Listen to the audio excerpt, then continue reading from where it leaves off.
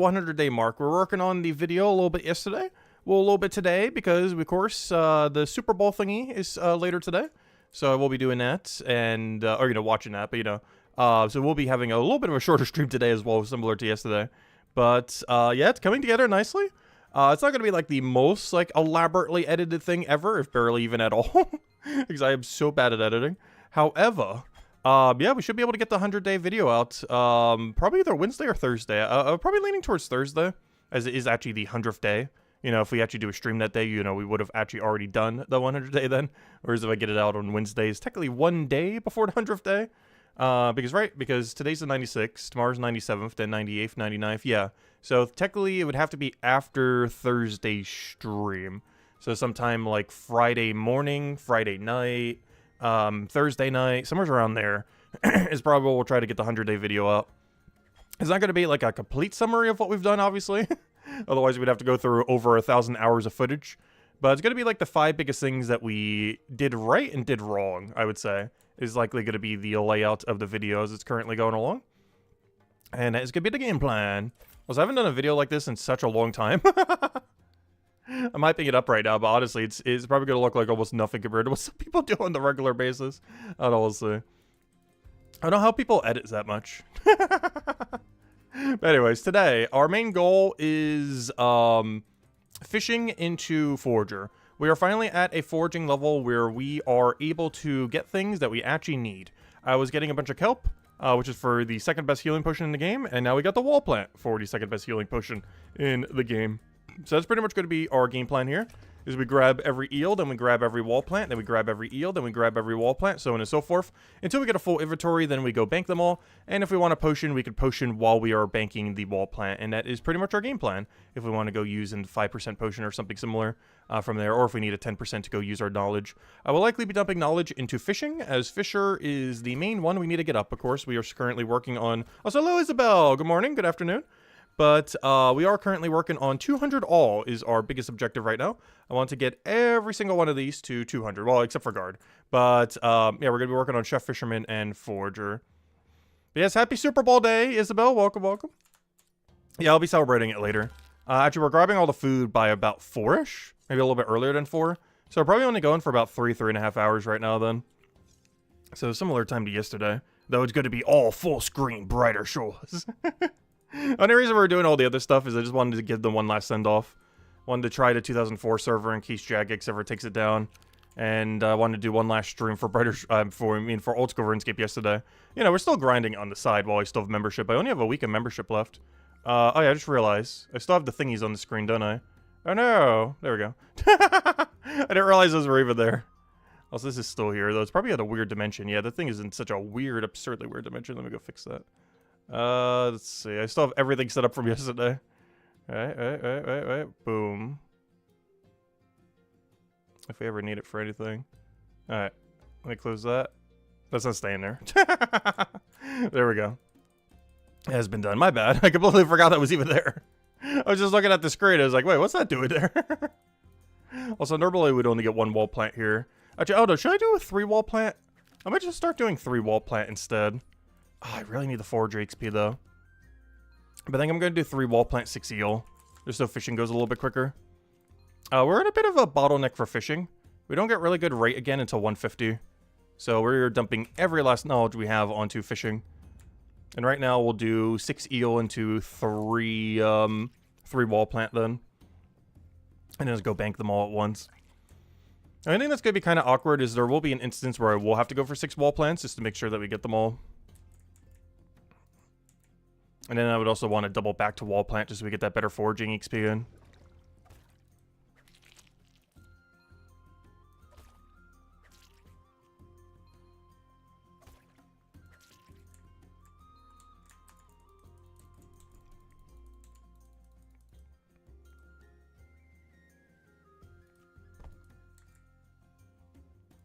But yeah, the current thing that we're getting off the wall, these things are used for the 32% healing potion.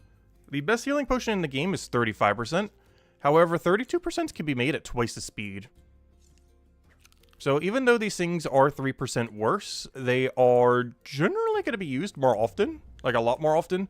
Like, you're not using a 35% unless you're doing, like, endgame bossing or something, which currently does not exist. Even 32% is absurdly overkill for anything currently in the game. These are more so future-proofing for later. Of course, this would have been nice to have during our alchemy grind, but they're not so bad that even at our current level range, it'd actually kind of be okay to go make them. So even at our current level range, it's like, it's fine. Yeah, I kind of skipped over all those endgame healing pots there, as well as the whole port ones that we're going to be gaining access to. It was some of the things that was locked behind doing Forger first, which of course we did not do. Same as the plus 70 Arboreal potions there. They were all forging related locks that we did not get around to. Also, this is funny. The guy that does all the alchemy supplies, I'm going to be dropping 1 billion eels on him today. He's not going to know what to do. He's going to start selling as a secondary ingredient. He's going to see all the eels in front of him. It's like, oh, I see a new business plan. Who needs eels for cooking when you could do eels for herb lore or alchemy, I mean?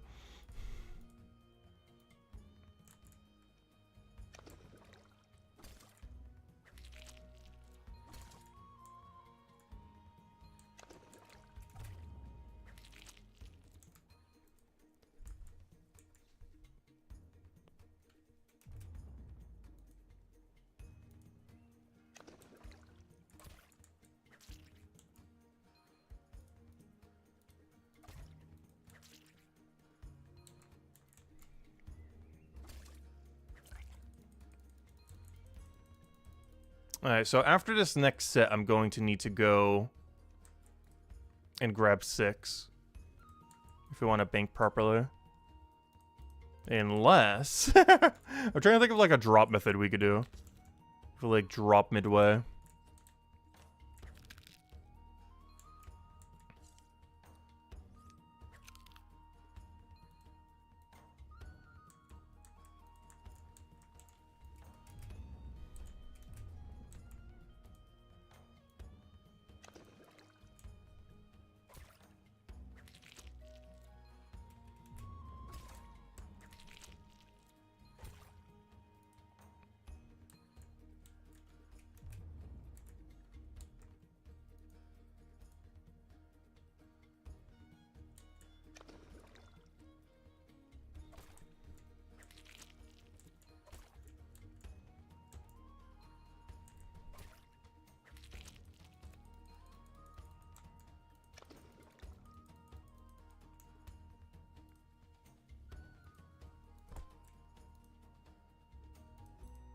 Yeah, whenever we get to this situation, I gotta grab 6 and then roll back, and then grab 6 again or something. Or at least 3.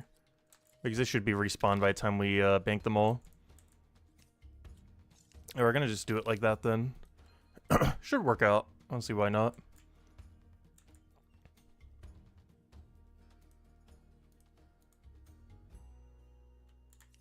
I'm not sure why I did it on this order. Normally you want to take the first node in your room so that they start respawning already. But we're getting really, really close to 200 all. Actually, one thing that's kind of funny that I almost felt like naming the stream, but we're accidentally climbing the ladder. We're ranked 23 now, and it's some time to stream. I already saw what Rockstat's doing. He's training post 200 combat right now in Mines of Matubin. So we're going to get ranked 22 today without even trying to climb ranks, which is really funny. But just a byproduct of what we're prioritizing today, or have been prioritizing, getting 200 all. Is that will give you a lot of levels, even though our main goal is not to necessarily get total level. But we'll get level 3,400 this stream. As well as, technically 22nd place. I'm not sure if I'd ever bother trying to get back on top 20, though. Because I mentioned that, when we fall off it, we're probably never going back. But, I don't know, if we get to like 3,700, we're basically back there. If we get gaining levels at the rate that we're doing right now.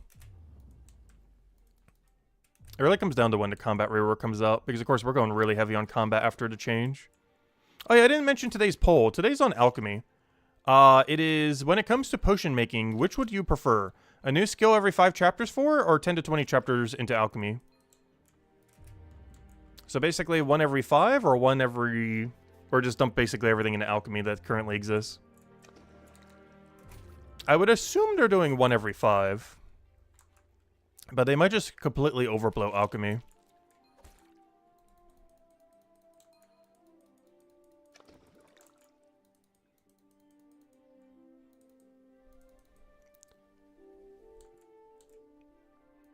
which is one of my big concerns with leveling it. It's actually one of the reasons I don't want to get absurdly high alchemy until after Chapter 6. As there's a non-zero chance they do start going to like 10 chapters for alchemy or something. I don't think they will with how it's scaled, but they have mentioned that they are considering rescaling the entirety of alchemy. Which if they were to do that, that would leave room for at least another 5 chapters, aka 10 chapters. But, I don't know. We gotta wait and see pretty much. Like with everything with this game. The waiting game. Oh, so we've gone a while without an update. The last update was on the 23rd. This is actually the longest the game has ever gone without an update, not counting when they were on spring break thing. Actually, I mean, winter break. Actually, now that I think about it, it might even be longer than winter break. Because when was the last update before winter? There's actually a chance that this is actually the longest we've gone without an update. Even counting vacation. Or, you know, their vacation.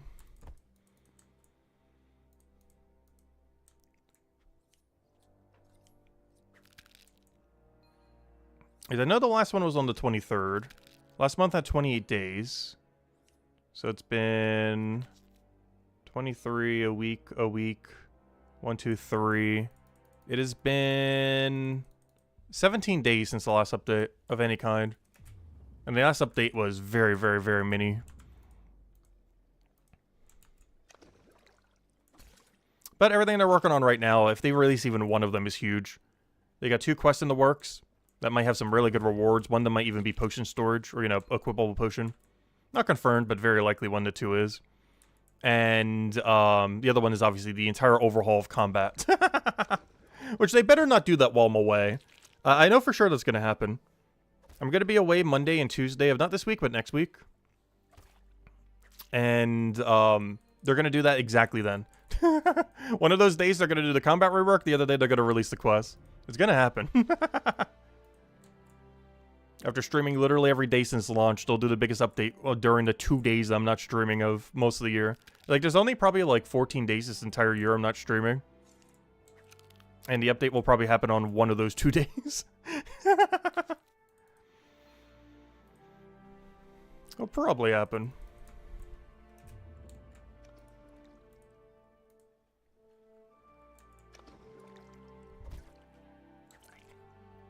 I won't have any way to record it while I'm gone either. I just want to try doing the whole thing on a Steam Deck or something.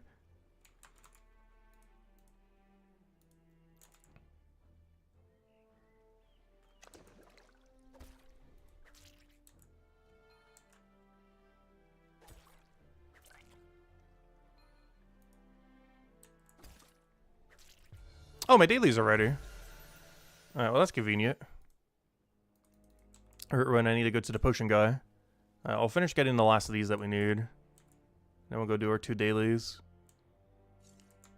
Still trying to work towards 306 detective so we can work to 315 detective so that we can work towards 344 detective so that we can start doing combat again. Or at least after the combat rework. But also beyond that, yeah, mining level. We're trying to get to 247. So that's what our 2 ventures are doing right now. Our mining venture is trying to get us to 247 so we can go back to mining.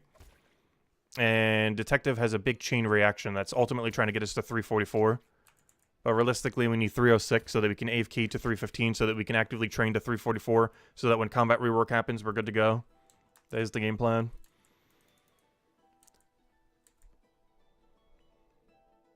Oh, I forgot to grab the other 3 eels. I'm like, wait, why isn't it respawned yet? I forgot to grab the other 3. Oh, whoops. Poor Fish and XP. We will get you soon. Oh, was that one other daily hasn't popped up yet? It took a long while to go do that one last time. Alright, let's go grab double eel. Oh, these haven't respawned yet either? Gosh, the struggle of not taking double eel.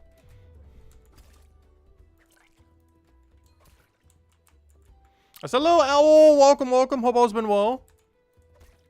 Hope the grind's been going good. I'm curious what you guys are grinding right now as well. I feel like increasingly more people are burning out, but honestly, I still have the same passion from day one. It might seem like we're not because we keep doing like tangenting stuff and keep doing like other games here and there and stuff like that. But I don't know, I've still been all in since day one still. I still have that fire for it. Like, I am still so addicted. It just, a lot more of the playtime just has been off-stream. But if you look at our playtime right now, it's honestly gone up, not down. We're at 175 right now. That's not like the peak we've ever had. I think we had over like 200 something some weeks on like week 1. But that was just like hype for, you know, the start of the game. But our number is technically up. That was as low as like 100, 110 at one point. Like during the holidays. Also partially because of the holidays. But, yeah, between Steam Deck and everything. We're at like 170 hours every 2 weeks. Which is what, every 85 hours a week. There's still a lot. 105 merchant, just from knowledge? Oh, wow. Wait, are you acknowledging merchant? You generally don't want to knowledge merchant. It's one of the few that you tend to not want to target with it. Even though I have before, occasionally here and there. If I'm in a speed to try to get something done. Combat and merchant are like the two you pretty much never want to knowledge. Especially after combat rework.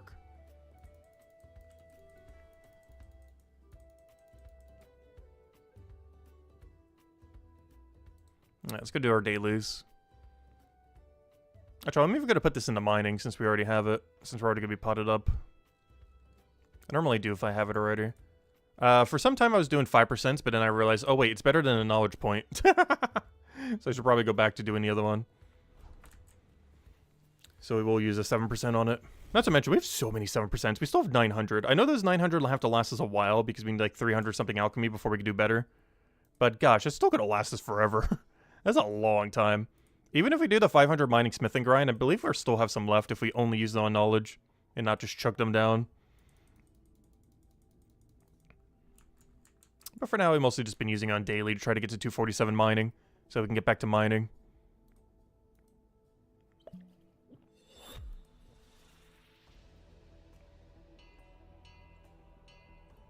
Yeah, it makes sense to get the discounts before Leatherworker. I definitely highly advise doing that. It was one of the things I'm mentioning in the 100-day video too. It's likely going to be formatted in our 5 biggest mistakes and things we did correctly. And one of my biggest mistakes is I feel like we didn't do enough gathering skills before production skills. Because at one point we had like 150 smithing.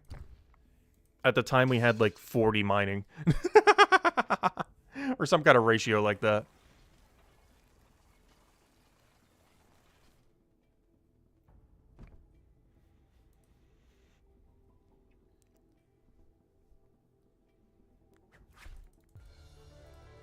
Speaking of mining.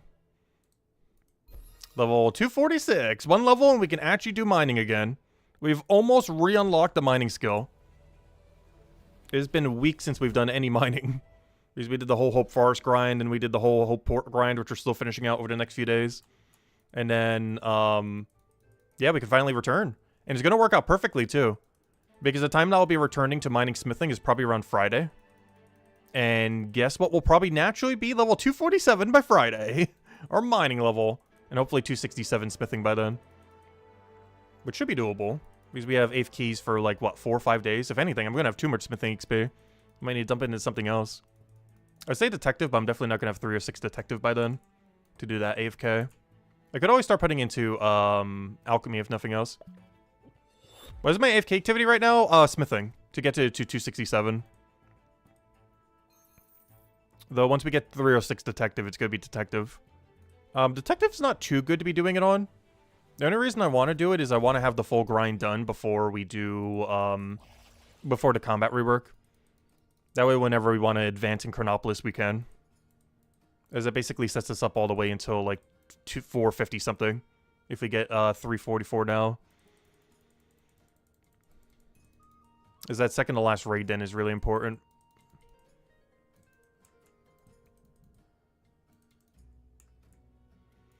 Alright, back to forager fishing.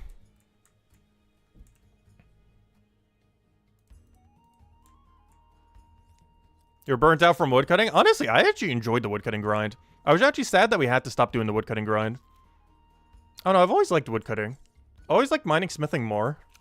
But something about woodcutting for 1,000 plus hours and going dry for 1 billion hours is actually fun. Isn't that right, old school RuneScape account at 82 million woodcutting XP with no beaver pet? It's not fun going that dry, but I actually really enjoy woodcutting. They're so relaxing, and ever since they made it AFK and Brighter Shores, I've been enjoying it quite a bit more.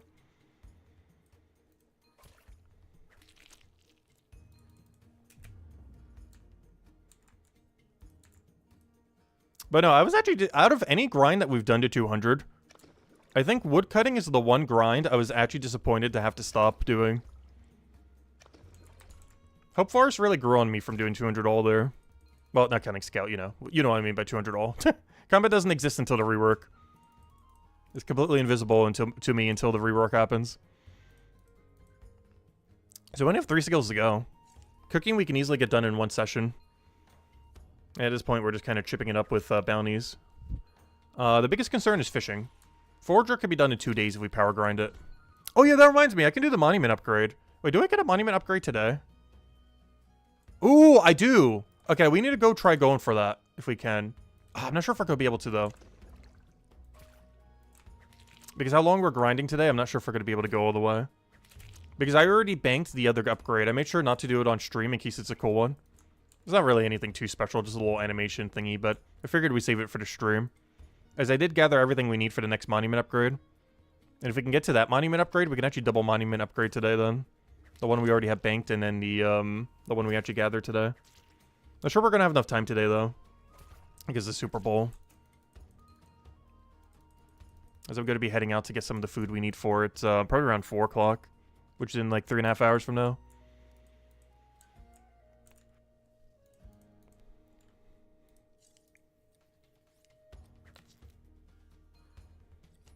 Yeah, honestly, we haven't gotten an update in a while. It's been about as long as... I was just mentioning earlier. It's been about as long as downtime since when they were on holiday break. But you have to keep in mind they are working on very, very big content right now. 2 new quests when they haven't added a single new quest ever. One of them is likely being Equipable Potion. Not confirmed, but very likely. And then, obviously, the entire overhaul of combat, which is not a quick thing to go do. They said they have half their team working on the combat rework and half the team working on the 2 quests. But yeah, I checked both of their Twitters today, and neither of them posted anything. The last thing we've seen is, as far as spoilers, is, this thing over here. This thing. This is the last bit of info we've gotten. Oh, that's not it. Or is it? Why is it not loading? Hello? Steam? Alright, well, we'll let that load. Why is it not loading, though?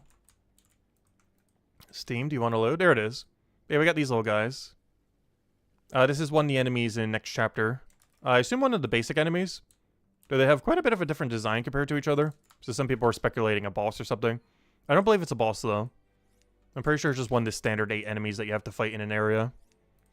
But yeah, we got some cool little moss creature thingy. Or mushroom creature Marsa. It is the last update we got, and it was on February 4th. Or, you know, update on the update. It wasn't actually an update. But it was an update on the update. But an update on an update that is, like, so far away. Because Chapter 5 is, like, a good 3 months away, if not further. Could be as high as, like, 5 or 6 months away. Especially given their rate of production. They got a really small team at the moment. Oh, no, I'm patient enough to wait for it. There's enough stuff to grind right now. Because after we finish 200 all non-combat, we're working on 500 mining smithing. After we do 500 mining smithing, we probably work on merchant leatherworker.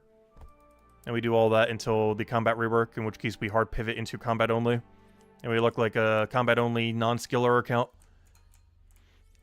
Although, if I haven't gotten 500 mining smithing by then, I would be throwing in some mining and smithing.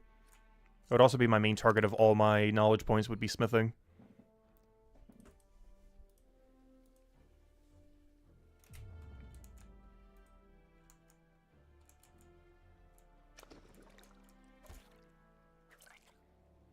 I didn't double check. How much does this plant actually cost from the shop that I'm banking it so much? We are starting to get to the point where they're kind of worth it. But I forgot what this actual number was. Wallplant number final. Forger. Wallplant. Wallplant. Wallplant. They cost the following. Wait, I just queued a walk. Oh, that's cool. I guess because he was already in the animation of the thingy. So that wasn't actually a queued walk. How much does it sell for from the shop? 5.7, yeah, they're worth banking. It's worth doing what we're doing right now.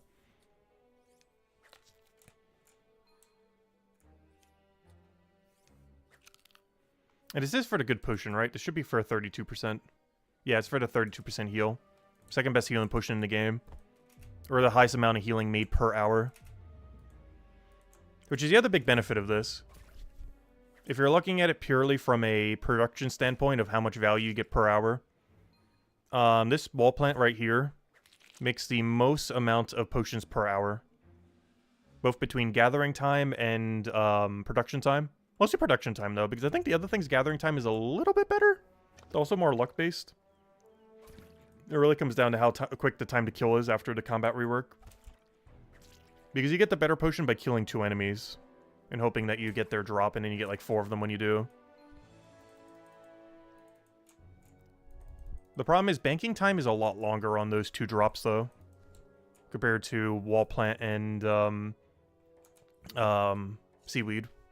Because both Wallplant and Seaweed are a much closer bank than Dust and Tongue.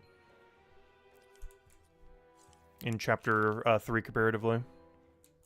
Like, those 2 aren't far from a bank.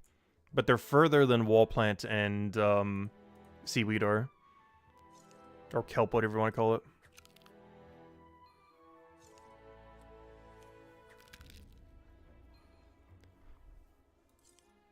But yeah, I'm still really hyped for whenever we do finally get another update, though. The game's definitely in need of one. But I'm happy with our current grinds. We got enough to hold us over for like 2 to 3 months of grind, so if they want to take their time, we got plenty of stuff we still need to get done in that time. But we should have our current grind done by the 100th day mark. We're nearly there. Let's just do the math. Thursday's the 100th day. So we got 4 days left. Actually, you can technically count today, because I'll still be grinding a lot during the Super Bowl and everything. Even though I will be watching the entirety of the Super Bowl and everything, and all the ads and halftime show, you know, all the normal things, and eating like half the time. But despite all that, we would probably be still poking Brighter Shores the whole time. So we can kind of count today as a day that we're actually grinding. Even though I won't have as much time to do it on Monday, I still will be on Monday too. So it's technically 5 more days that we can grind. Which means, on average, I would have to get, I think, like 20-something levels a day. That should be really doable. Like, one of those days basically means cooking gets max. 2 of those days go into forging. And then we just gotta really power grind those other 2 days when we do Fisher. We have to keep in mind, a lot of our Forger does get up from Fisher Forger. The only problem is a lot of the Forger supplies we have going forward, I do need a bank. I don't think there's a single Forger supply all the way to max that I don't bank going forward. Because the current Kelp I need for Healing Potion. Wallplant I need for Healing Potion. Monument Pieces we need because we are building the monument. Periwinkle is an 8% pot. That one you could technically not bank, but I probably still will. Just because of how many free shells you get when you do the foraging cycle. So I would need all these periwinkles to go with all my shells I'm banking. Potatoes we definitely bank for Chef. I believe that goes to post 200 Chef. I believe that is the one that goes to post 200. And then you get the 10% potion, which 100% you need to go bank. Every single one we ever touch needs to be banked. Because that's the 10% material. And you get it really early, only at 197. It is the earliest that you get it in any skill in the entire game. By quite a margin. You do need 209 racks at some point, though.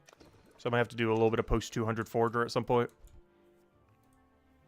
But yeah, you only need 197 to start getting a 10% potion material. To put that in perspective, for Chapter 2, you get the first material at like 464.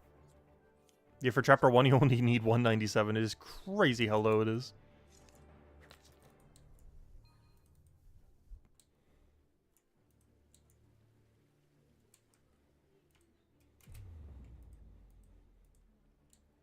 Oh, yeah, that's something else I want to try to get done soon, too, within that time.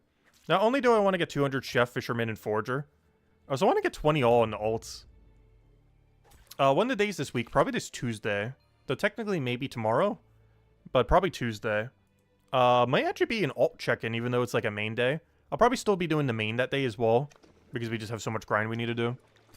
But on that day, I'm probably going to be doing Also 20 all on the alts, as well as finally doing Lost and Found 2 times over. As I believe they are 5 levels away from completing Lost and Found, which means they should be good to go by Tuesday. That's pretty much going to be the game plan then. Because on Tuesday we run Lost and Found on both of them. And then they can AFK their production skills to 500. One doing 500 Bone Right, obviously the Guardian. And the other one doing 500 Stone Mason. Of course, the Hammer Mage. It's going to take them a while, though. It's going to take them about 7 to 8 months. But they will get it done. And occasionally I'll start poking them towards all quests. Especially if a really useful one comes around. Oddly enough, I don't actually need them to get equipable potions. I haven't been using any potions on them at all. Just because they prioritize AFK activity so much. As well as AFK knowledge points methods. That we're pretty much never really doing it with them. But yeah, I do want to try to finish that on Tuesday. It's not going to take that long, though. Like, everything I just mentioned will probably take, like, 4 hours tops. Like, doing Lost and Found twice, plus getting them to 20 all. It's not going to take that long at all. Given how close they already are. And Lost and Found doesn't actually take that long if you have every requirement. Getting the requirements takes forever. But the actual quest itself is like half an hour, not even.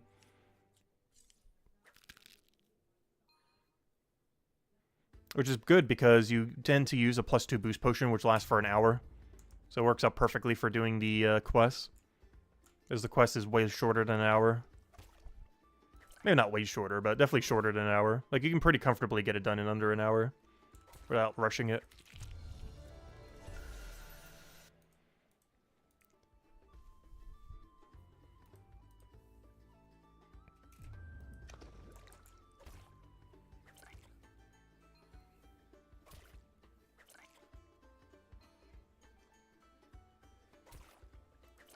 Hey, I found the missing peer again. I find his name really funny. It's like, where's Waldo, but where's Peer? Every time I see him, it's like, hey, there's Peer. We found the Peer. It's a pear-shaped Waldo.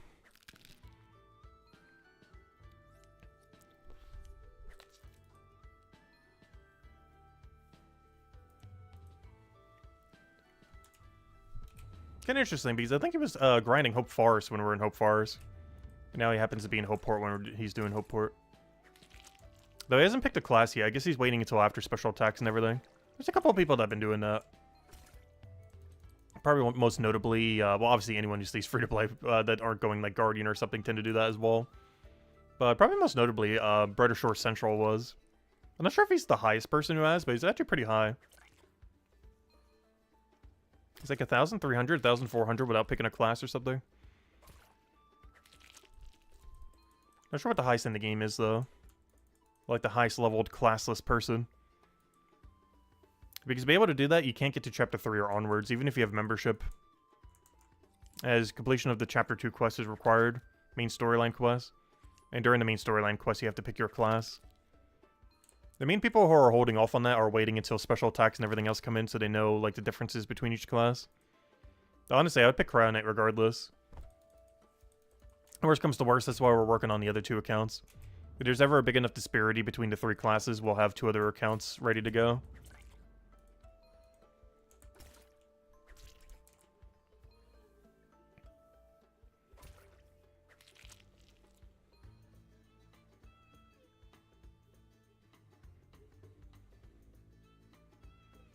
Also, 6 more levels until our 3,400.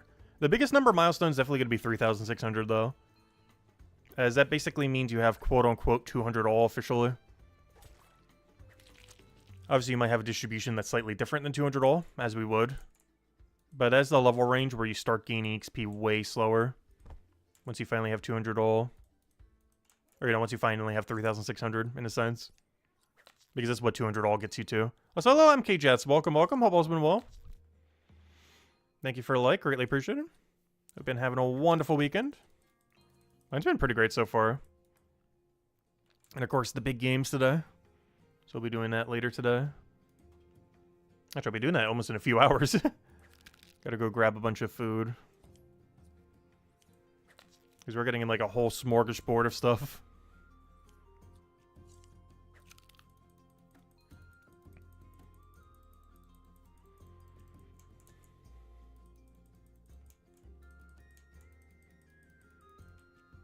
Also, smorgasbord is one of those weird words. What even is that word? It's one of those words I say, but it's like, what is it? Like, I know what it is. But I mean, in a sense, it's such a weird word.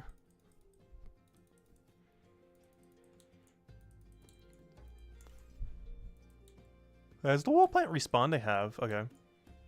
We'll definitely grab it then.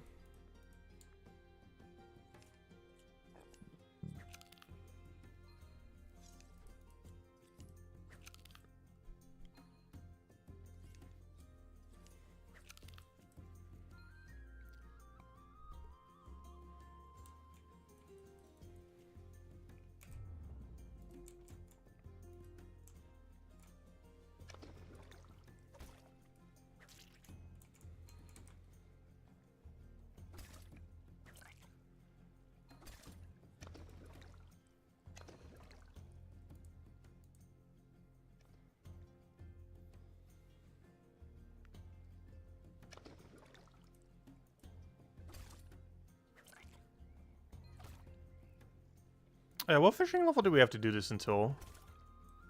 I'll double check bass, but I'm pretty sure they're not worth doing. The interesting thing about bass is banging them is not horrible cooking XP.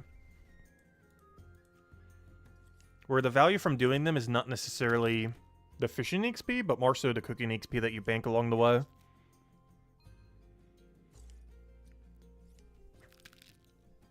Cod's a little bit further from a bank, so it's not as applicable to Cod. But the XP ratio of bass relative to how far it is from a bank, or more so how close it is to a bank, makes it actually not horrible for cooking XP at some level ranges, particularly post 200. Pre 200, I don't think it matters as much. But like the first bass we get post 200, pretty sure it's actually really worth doing. Wow, how far do you have to go for the first bass though? Unless I'm missing them over... No, I had to have missed it. Yeah, 349. That's a little rough. Oh, no, there's another one. No, that's Cod. Oh, yeah, that's a little rough then. Because, yeah, 191 bass, so you don't get a post 200 bass until, whatever other number I just said earlier. Until 349. That's a little rough. Yeah, 349 is when you get it. It's pretty deep.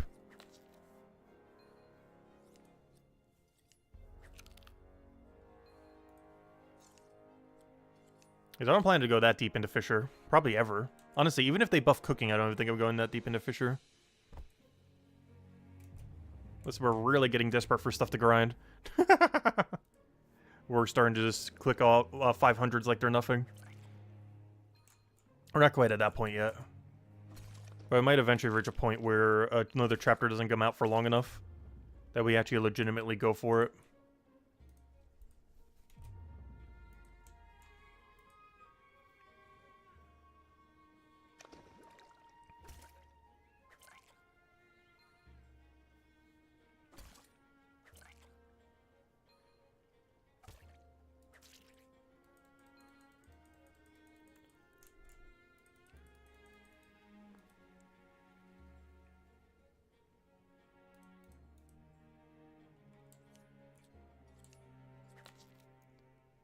Also, still not a single foraging level yet. And I am dumping all knowledge into Fisher. But I'm pretty sure we don't actually have to leave Eel until Pufferfish. Which we start doing Puffer Eel. Which means we're technically not even leaving Eel. When we leave Eel, we don't even need to leave Eel. We'll just be grabbing half as many.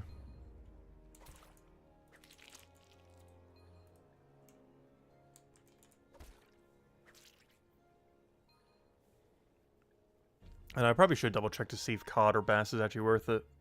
Dropping Cod might be. Let me just double check.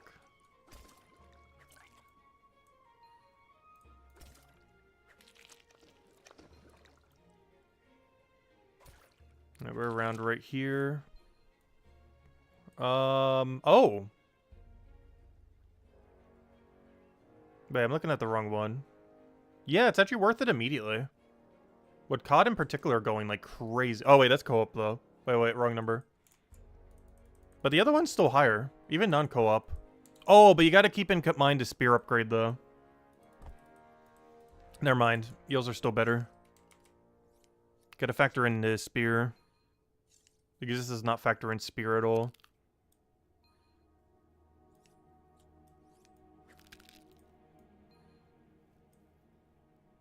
Yeah, it's not worth it. If you factor in spear, it's actually worse. So yeah, that's what I thought. If you factor into spear, then co-op fishing isn't needed. Unless you're actually doing co-op fishing. But if you're soloing co-op fishing, it's still way better to do spear. I mean, it's only better if you do co-op fishing, I mean.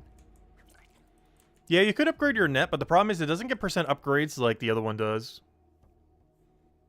You only ever get the co-op net. You can't make the co-op net bigger. So it doesn't get like the base value of like the 15%, soon to be 20%, soon to be 25%. Like it doesn't get that. It only gets the enchant number. Which always leaves it pretty far behind. As even if I upgraded it enough to give it 10%, we're still getting 15% more XP from our spear. Even if I dropped the level 25 enchant on it, we'd still be getting 15% more from spear. Soon to be 20% more from spear.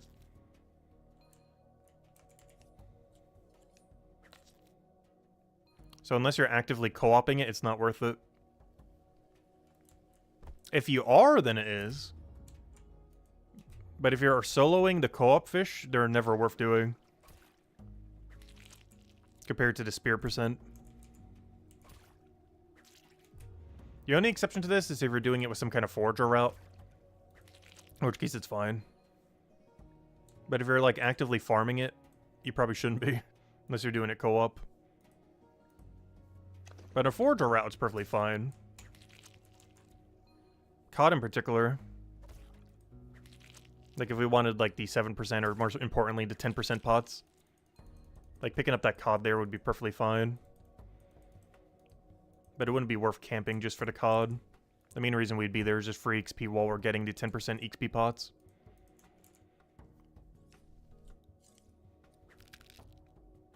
That's one problem with the bash room as well.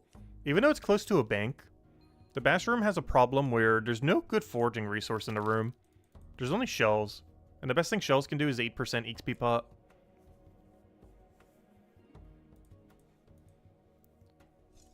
Whereas the other rooms have much better supplies that you can get. Flounder has the healing pot. The Gennard and what's it called? More importantly, the Cod has the 10% XP pot. And what was the other fish? I'm forgetting one. Manta Ray has the thing that you need for Hammer Mage. But they all have something better than what you get from Bass, which only gives the 8% XP pot.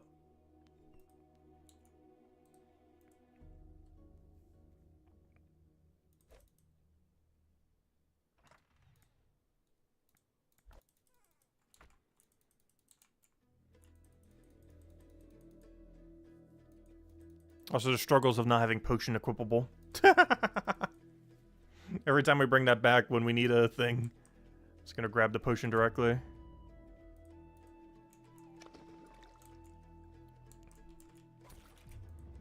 It's one of the few activities in the game where you can actually do it like that. Just because of where the potion shop is. You can somewhat do it during merchant runs, but it's a little clunkier.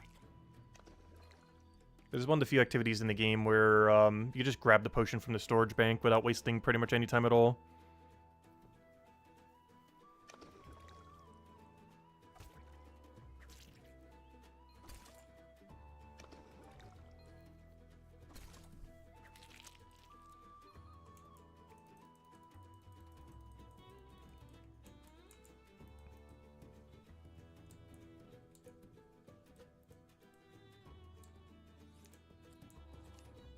Yeah, that is one thing that's kind of awkward about 8% pots, though.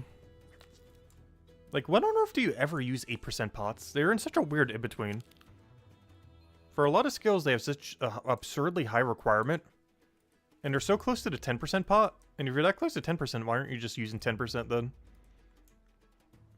It's one of the few times where it being like double as quick to produce isn't necessarily useful. Because that assumes that you're chugging 8%. Which, yeah, I guess you could do.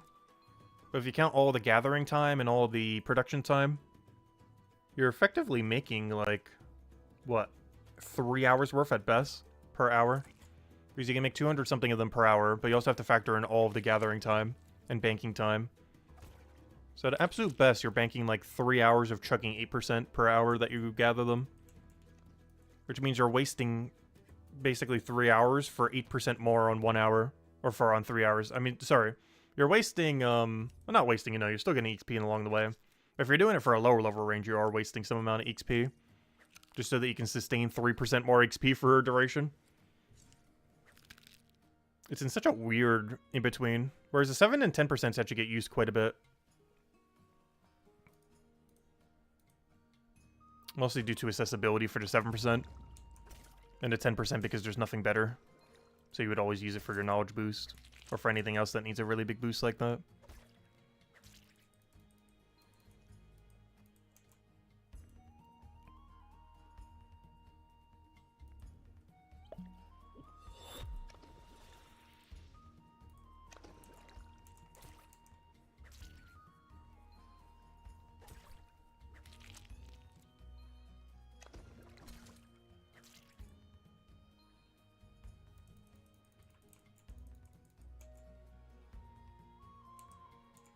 I dump this into Fisher. This is by far our biggest priority. This is by far our lowest out of the 3 that we need to get up to 200.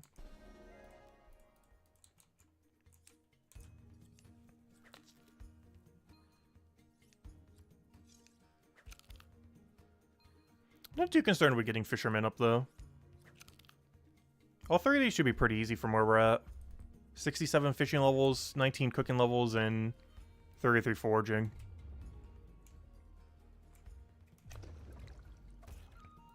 Now we're basically banking none to fish. But we do have to bank everything for forager going forward. For the rest of time.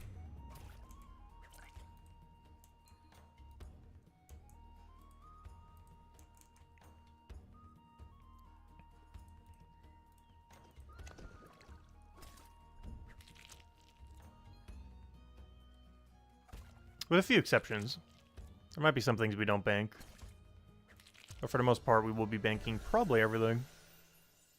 Just because of how much alchemy that would ultimately give.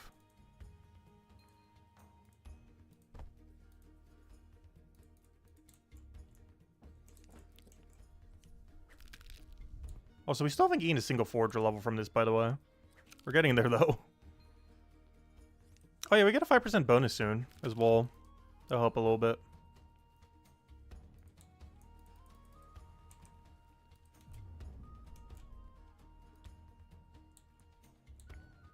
Yep, goodbye 10% pot. We will miss you.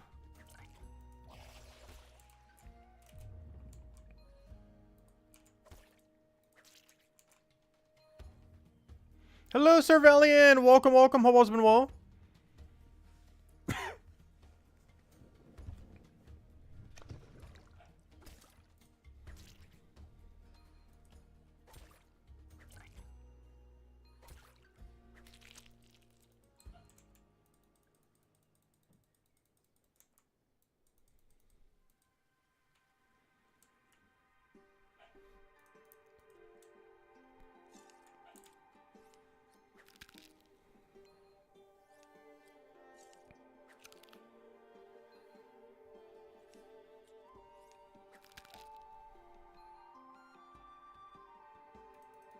I just forgot. When it comes to the mining grind, I forgot. 247 is not our end goal. 247 is just when we start training it again.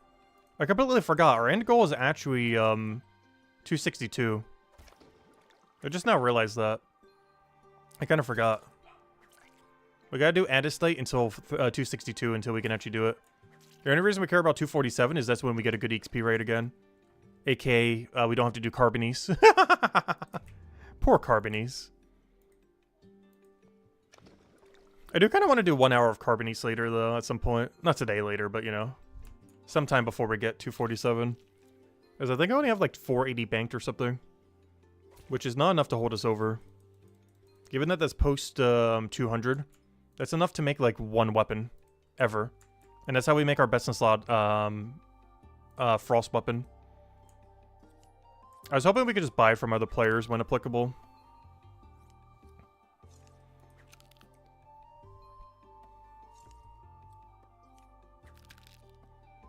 Here's one of the few material I'm going to have very, very, very little of. And if it's actually viable, we will have almost none of it.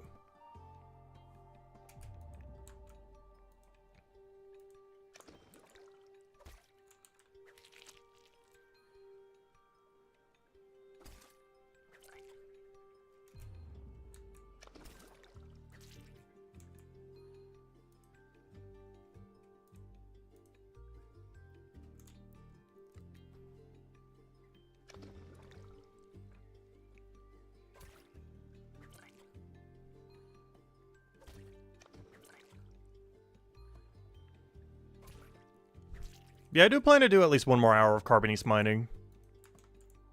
One last send-off to Carbonice. Though we'll have to do that tier 6. It'll be very nightmarish, but we do need to get some amount of tier 6 Carbonice. Like, I'm talking thousands, maybe even 10,000. And even that's not going to be enough for our level, but this is our compromise. When I do Carbonice, tier 6, we're only going to do 10,000. Only. Quotation, quotation, quotation, quotation. But only 10,000 Carbonice when we do Carbonice later. I'm hoping that there's a shortcut by then. Otherwise, I'm just sticking to iron. I'm literally just power mining iron from 372 to like 474 probably. Like for 100 levels. Oh, secretary upgrade. Oh good, we're already over here. How perfect. Perfect timing. Unfortunately, they're gonna respawn. But let me go grab my 5% upgrade. Yes please, thank you. 5% upgrade achieved. Now whenever we grab these plants, we get 5% more. That's also really noteworthy for the nettle. As we have to do that from 197 to 200. But the reason why it's relevant is not because it's those 3 levels, but because it's needed for the 10% potion. As one of the tools that you get better XP on when you do the 10% pot for Hope Port.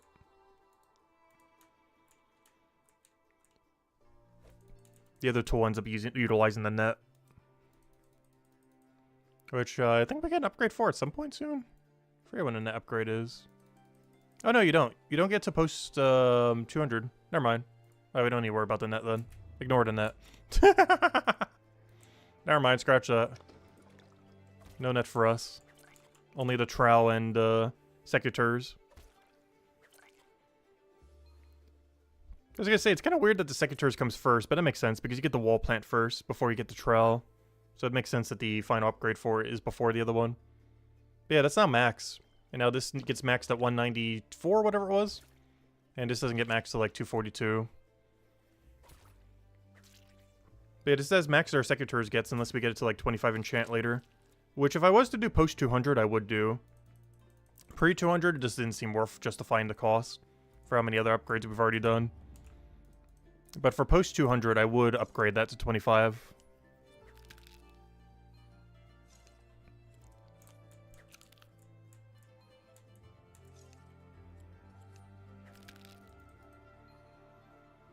I don't plan to do post 200 quite yet, though. If I ever was, it's because I need 10%. I need more 10% pots for Hope Port.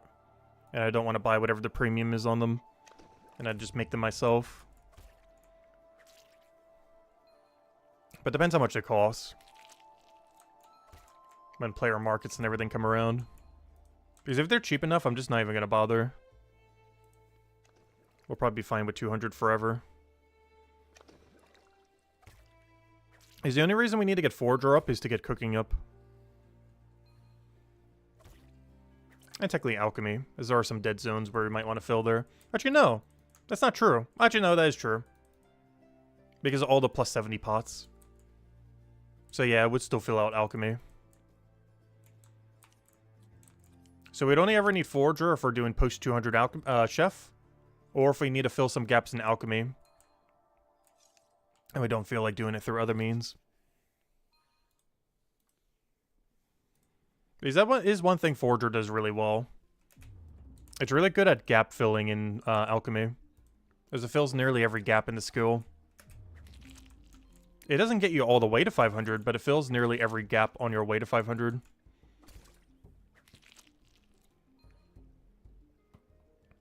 Most because the plus 70 strength potions, as you constantly get them throughout. Like at 258, then at 296. And the other one's actually pre-200 even. So it mostly only fills out that middle section then. It actually does nothing for the upper section. The last potion you ever need Forager for is, I didn't notice that. But yeah, the last potion that ever uses anything for Forager is 296. Interesting, okay, so it is pretty irrelevant then. It's good for low-level alchemy, but not for high-level alchemy. Is the final potion you make out of Foragers, 296 there. There isn't a single one that goes higher.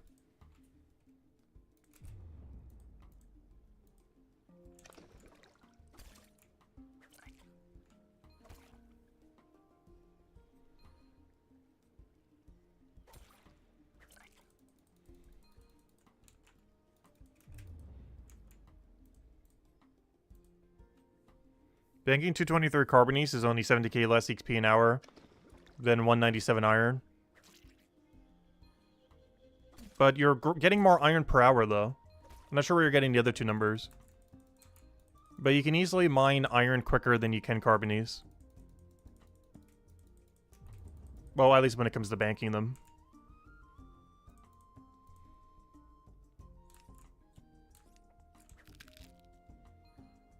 But no, last I checked, the wiki rates are wrong. Well, if you're doing the 26 method.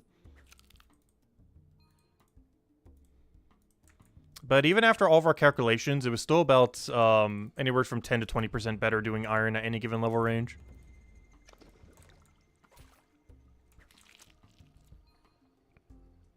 Yeah, Carbonice does get better smithing XP, though. That is true. At my current level range, I'm kind of bypassing that with the AFK activity. But for tier 6, that's the main reason I need a bank Carbonice. It's not necessarily for the mining XP, but for the smithing. But no, I've been skipping that grind by doing the AFK for the lower level range. Just so we can minimize how many Carbonice we have to do. So we can go to the better Flatniums at 267.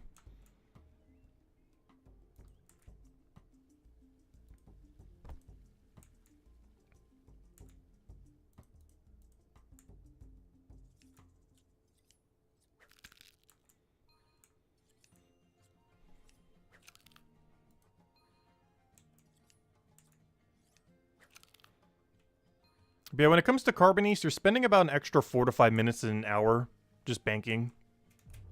Or sorry, more than that. What did it come out to? I forgot a lot of the math that I did on it. We did like a whole stream where we did like every possible calculation for it pretty much. I actually forget what most of it is off the top of my head. It reminds me a lot of the difference between Ash Tree and Oak. Where Oak Tree is worse woodcutting XP per hour, but slightly better Carpenter.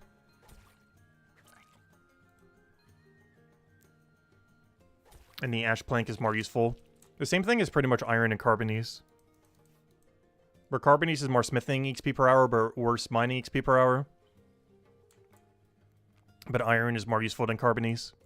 Especially if you're a non-Cryo Knight, it is exponentially more viable. But even if you're a Cryo Knight, it is honestly still probably more viable to have more iron than it is Carbonice.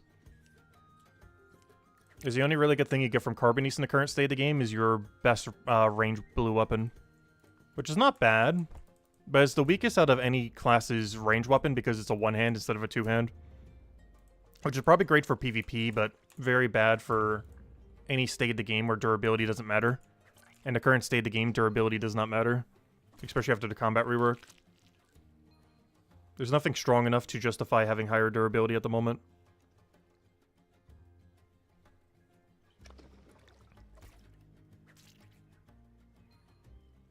Compared to higher DPS. As damage per second is like the only thing that matters right now, for the most part. Not that defense doesn't matter at all. But damage matters way, way, way, way, way more.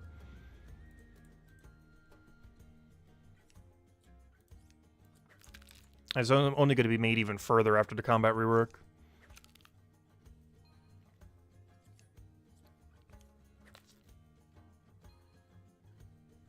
DPS doesn't exist, though. Damage per tick. How about that? DPT.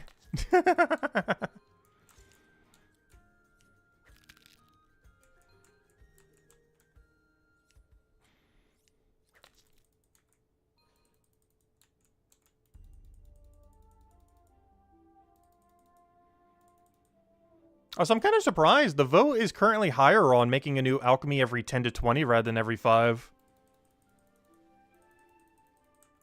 I'm actually really surprised. If they ever were to do that, that would, of course, require a complete overhaul of how it currently is done. I don't know. We'll find out by Chapter 6. I'm still hesitant to go too high on alchemy because of that. Because let's say it does go all the way to Chapter 10. That is so much XP you can get into alchemy. Whereas if they had a new one in Chapter 6, that kind of makes it so... Okay, yeah. There's like 2 independent ones then. So you kind of have to branch off. If they do add one in Chapter 6, I will be prioritizing it very heavily.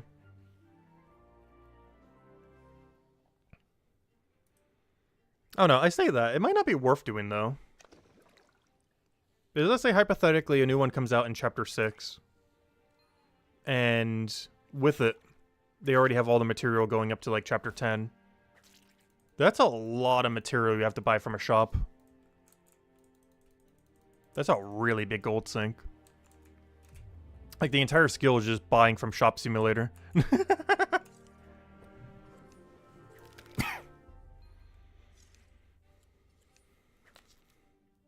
Not that Alchemist isn't already, but at least Alchemist has an alternative.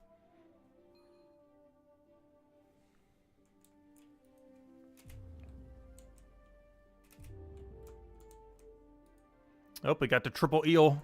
Look at all those tails.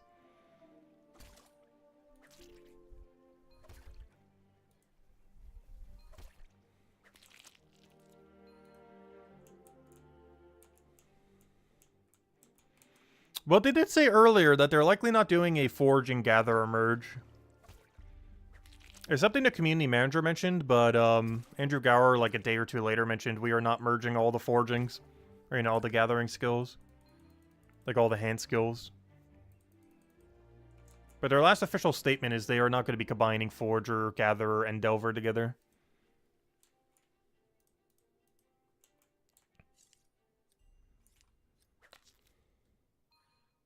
That's not to say it might not eventually happen. But their most recent official statement on it is that they're not doing it. But that could change, though. It's not off the table that it could happen, though. But their most recent official statement is that they're not combining all the hands together to make one mega hand. One master hand.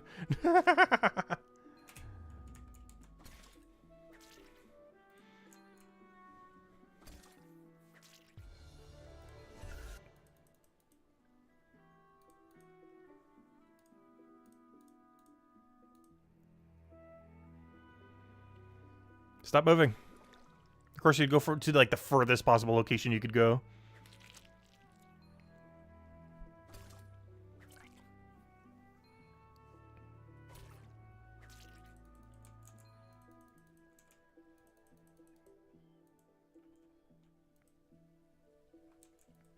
So hello, Sonny, and thank you for the like. Really appreciate it. Hope all has been going well this weekend.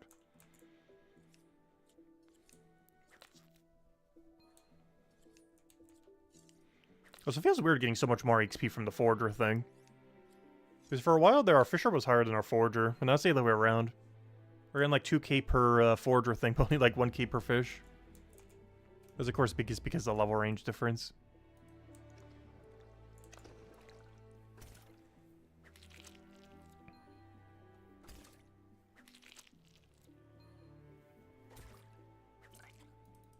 Hey, we did take rank 22 yet? Nope, not quite. 2 more levels. We're almost there. Actually, I think our next knowledge dump might actually do it. We're pretty close to it. How many cooking bounties do I have right now? I should probably do them at some point. I'm actually stacked completely on cooking bounties. I gotta route 1 to Enchantress, and then the rest goes to Sentry. Or, you know, Scrap Merchant on the way to Sentry.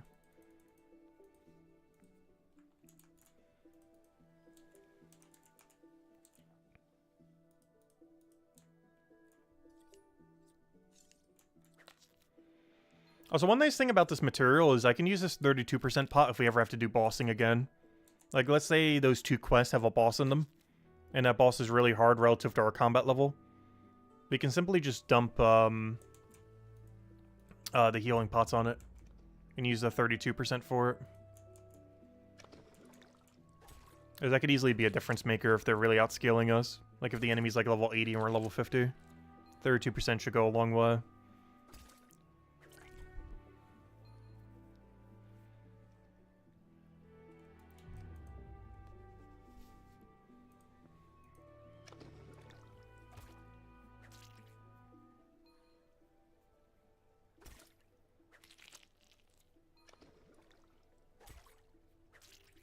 Also, I'm really glad that they're based on a percent and not a flat number. So as HP scales throughout the game and through the obelisk and everything down the line, they will actually scale properly. Because if they were only a flat number, they'd be way, way worse. I wouldn't mind a flat healing number for healing potion if they were to add it for like another alchemy skill or something. But they would either be really weak or really overpowered. Depending on what your HP level is. Like, if there's 1,000 heal potion and you have 900 health, that's basically just a full heal, which is very broken. But if you're at, like, 10,000 health and you're doing a 1,000 heal potion, that is basically a 10% or worse, which is already, like, a nothing potion. I highly doubt they would ever add something like that, though. I do feel like we'll get time-based combat potions rather than one battle time. But I don't think we're going to get flat number healing pots. It's actually good that they're all based on a percent. That way they all just scale without needing to worry about them later.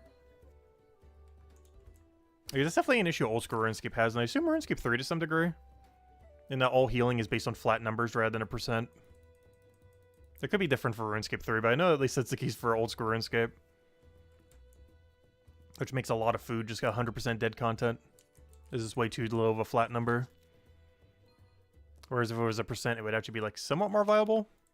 Still not as viable, but at least like slightly more applicable.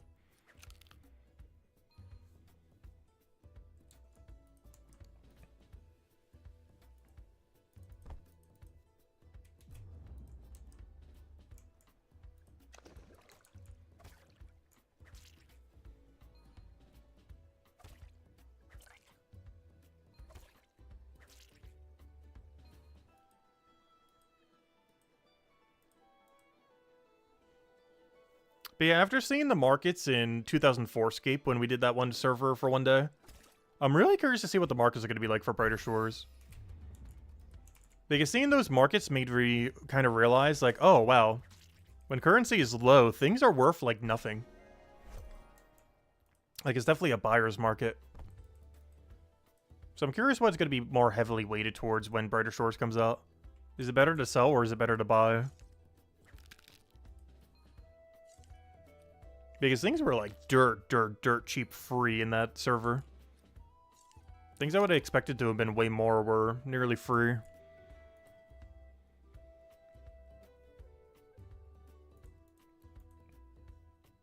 Neither. Yeah, there's gonna be no market. No, there'll definitely be some amount of trading.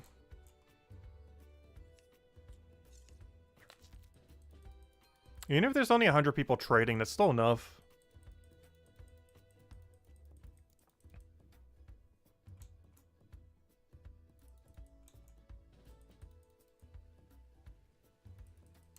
No, you don't need any merchant levels to do trading. When trading comes out. You just have to have the main storyline for Chapter 4 half completed. Up to getting into the Merchants Guild.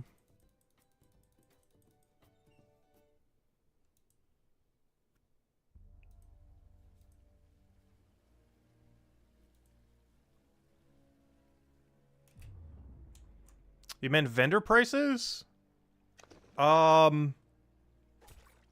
Yes, a lot of that stuff will be based on full discount. So to some degree, you might not even need it if someone else is buying it. I'm not sure how many people would bother doing that, though. Like, running leather just to sell it. Because you gain no XP during that entire duration. So I'm pretty sure there won't be too many people selling leather. Is that technically something you can do? I don't think anyone's really going to be doing it that much, though. AKA having a high merchant level and buying up a bunch of cheap leather to sell to people that don't have the merchant level. It's something you can do, but you gain no knowledge, no KP during that entire time. So you're gaining no XP, no KP, no nothing, other than money. So unless someone's paying like a premium for it, then it probably wouldn't be worth it. But you can't possibly charge more than what the shop's already selling it for, though. So I'll have to see what the price hike does and everything. Because even with the discount, you can't charge more than what the non-discount version is.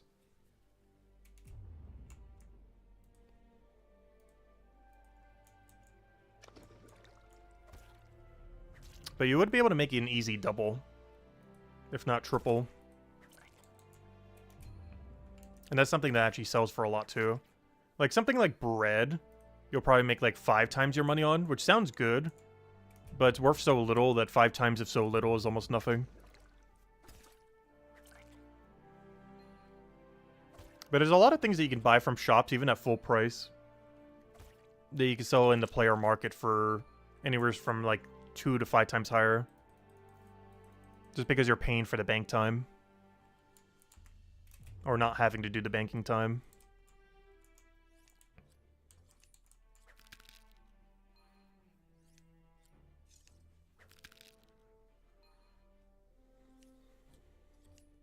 But you'll be able to trade in Chronopolis Square bank to bank. So things right now that you'd have to buy 24 at a time, you can simply just buy 1,000 at a time. Or 2,000 at a time. Or however many people are selling at a time.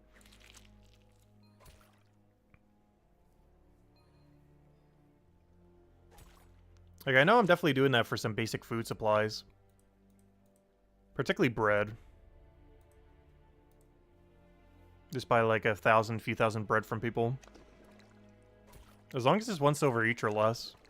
If it's more than a silver, it's questionable if it's worth it or not.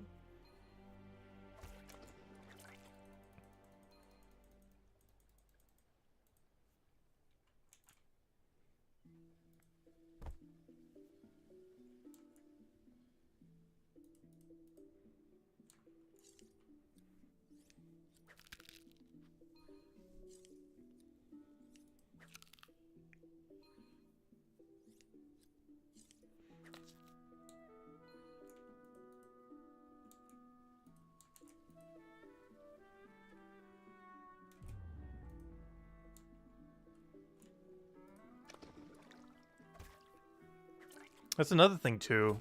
I need to stock up on 5% pots before they do the price hike. I just don't have the money to do it. We're at, 8 gold. Not even. We're at, like, 7-something gold.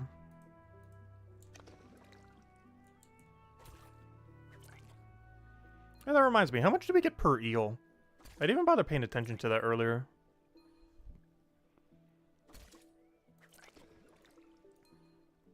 $1.13. The reason I bring this up is because we're scrapping 2 of them per wall plant we're getting. So we're already scrapping 2.6 gold to bank something worth like... Or sorry, silver I mean.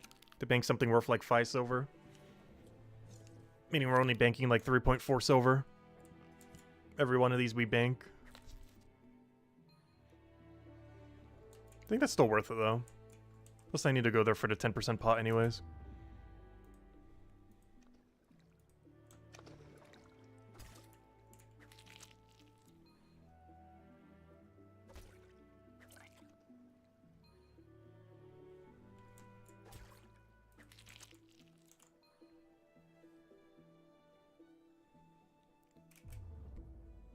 Yeah, high-level fish, they're not awful right now. If nothing else, they're really good for people doing chef. As it saves a lot of bank time on needing to get them. If you already pre-buy them. The problem is anything but the final tier is probably not going to go too well. Because you need them for such a short duration. So unless it's a final tier of a fish, you're probably not going to be able to make much from it. from banking it.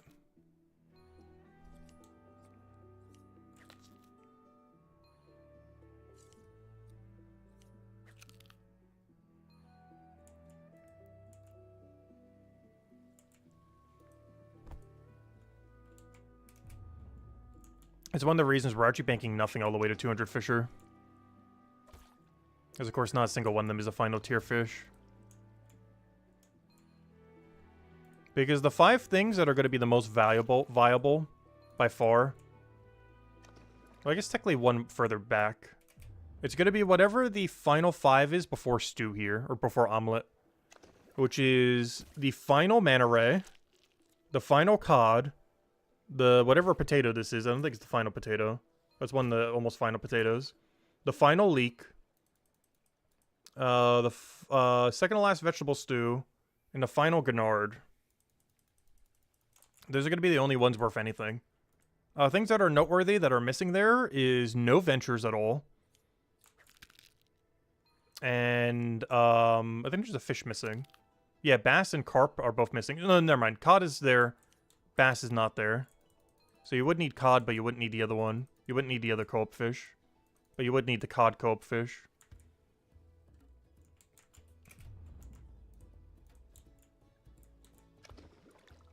Because eventually your only 5 tasks are going to be omelet, manta ray, cod in that potato, the leek with the other ingredients, and vegetable stew. But prior to maxing, you also have to do the Gennard. So that one will have a little bit of value. But those 5 are all you have to spam once you have max cook. So anything that isn't in that category is basically pointless then. There's no eel, there's no puffer, there's no flounder. I don't think flounder's used for anything at the moment. There's no venture fish at all. Like the oyster and lobster aren't there at all. There's a lot of things missing there. And 2 of them are really free. The vegetable stew plus omelet. And the only fish are cod and manta ray. Both of which are about the same distance to bank. But one is co-op, the other one is spear.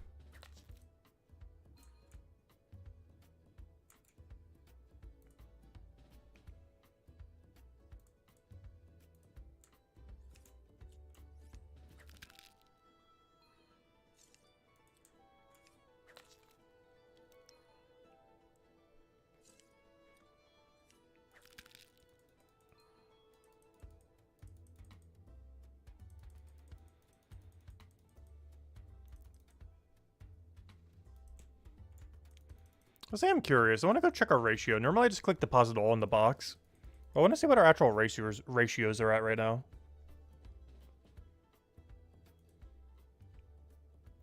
Let me go check.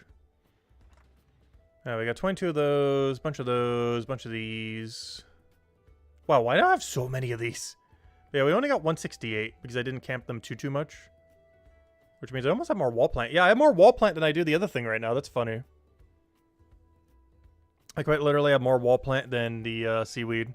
Because I was mostly knowledging through the seaweed. The main reason I did that is because I know we're going to get more seaweed later. Like a lot more later. When we do wide foraging.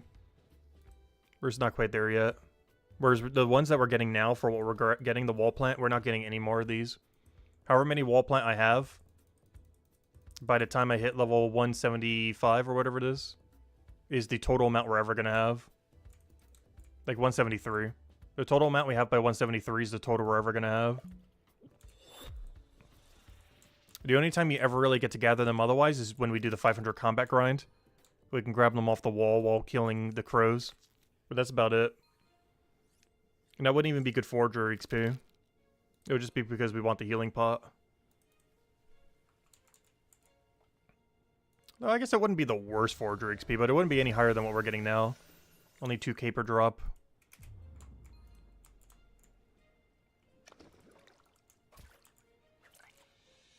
And while that's fine at this level range, at level 200 that'd be a little bit wimpier. Because our average drop around that range is probably close to like 3,500. And I'd only be getting 2,000 per Wallplant.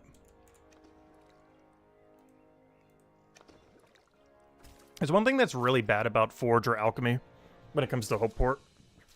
is, aside from the plus 70 potions, every single potion is pre 200. Which means you get really little of the material compared to post 200.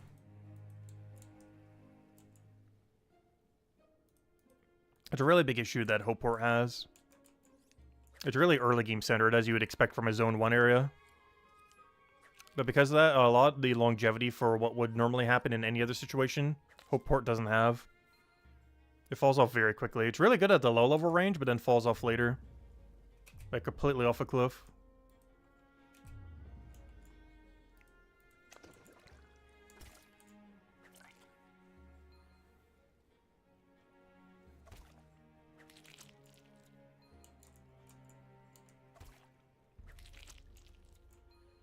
It's one of the reasons high-level Forger has nothing but monument pieces as well. Like, look at how low the final alchemy supply is. Because that potato's not an alchemy supply.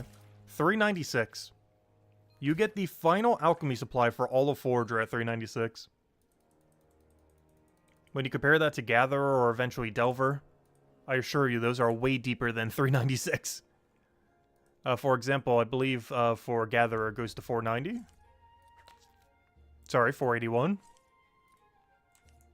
Which is nearly 100 levels higher. Oh, we don't have an example from Delver, though, since Delver doesn't exist yet.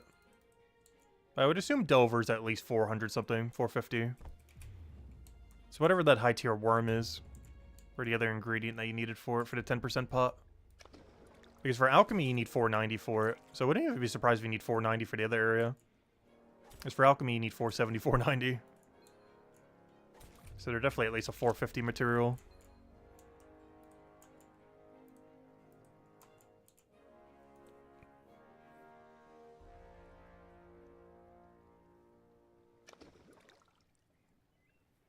I believe the material currently does say their level, but keep in mind that could easily be changed before the chapter actually comes out.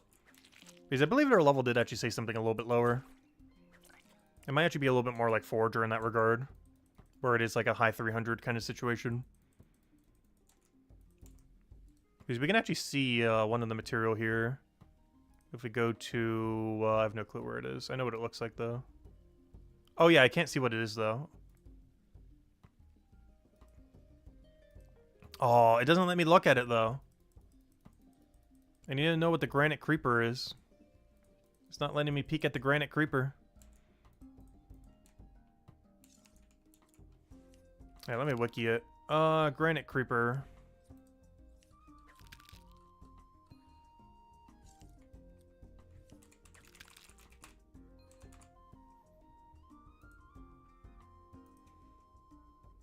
Yeah, 469 is the final thing you get from Delver. That is subject to change number-wise, though. But 469 is what the game currently has it numbered at.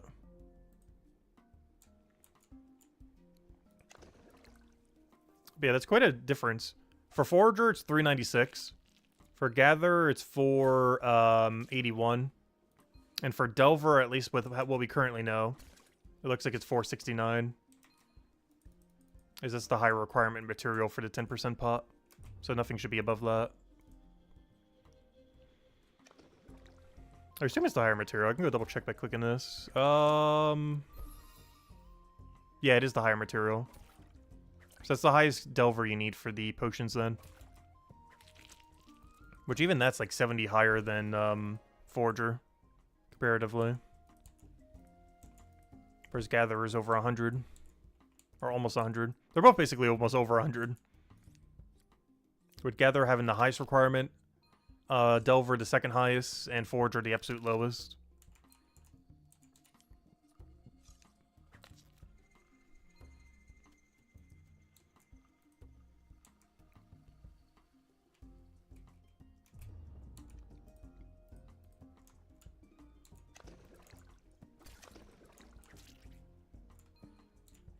Oh, also, by the way, we're ranked 22 now, I believe. There we are! 22! Yay! Success. But yeah, we're somehow climbing the ladder without trying to. It's going to slow down a lot once we hit around 3,600, though. Which should speed up again after combat rework.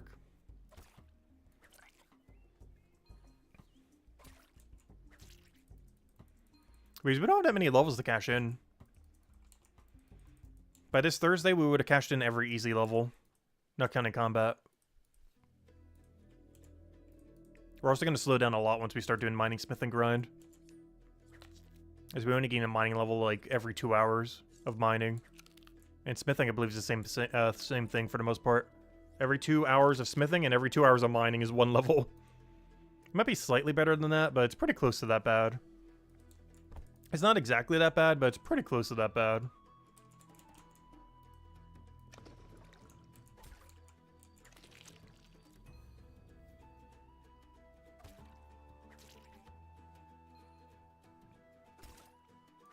Unless we dump knowledge into the skill itself, which we probably would be at that point. Because while I'm doing the mining grind, I'm probably dumping knowledge into mining. Just because we really need 262.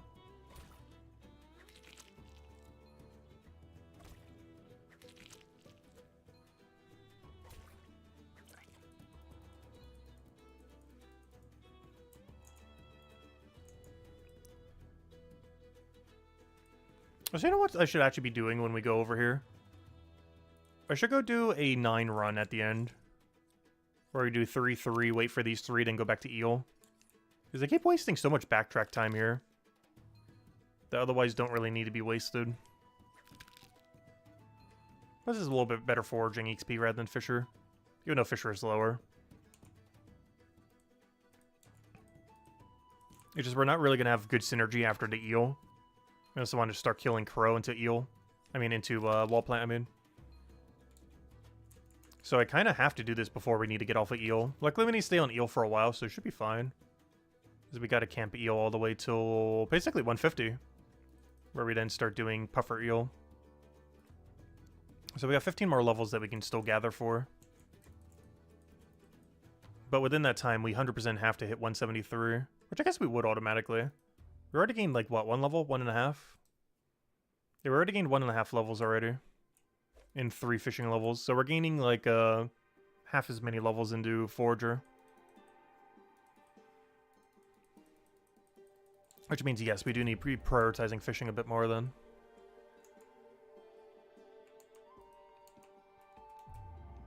And the 4.5 foraging we need to get. We'll get at most, like, 10 fishing levels then. And even then, I still need another 5. For Fisher. We're not doing all that right now, but we'll be getting it done today. Probably go for about another 2 hours. And then Super Bowl food time. Ordering from like 3 different fast food places. Could get a little bit of everything. We're also still making some stuff at the house as well. Though a good 2/3 of it's just going to be fast food stuff. Normally don't go this crazy on it, but we will for the what is basically American holiday. I basically consider Super Bowl day an American holiday. It's not actually an American holiday, but it sure feels like one. Also, I have not seen a single football game this entire season. Though I am rooting for the Eagles. I will always root for the bird. I've also lived in Philly for some amount of time. Not that long, though. More so New Jersey. I have a lot of family in Philly, though.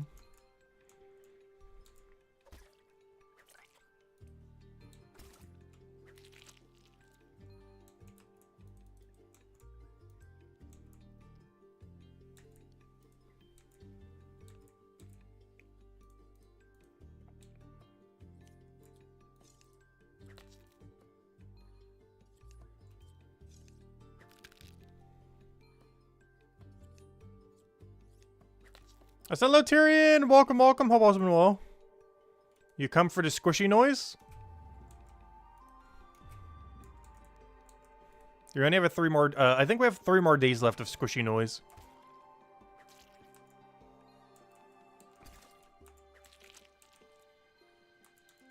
And then we shouldn't be gathering anything that requires squishy noise. You're going to be hearing a lot of mining noises. You sent me a DM last night? I believe I replied to it, did I not? Unless you sent me another DM. I was pretty tired when I replied to it, so maybe I didn't click enter. I know I definitely typed the reply. Yeah, I know, I replied back to it. But yeah, I did see it earlier. But yeah, huge congrats.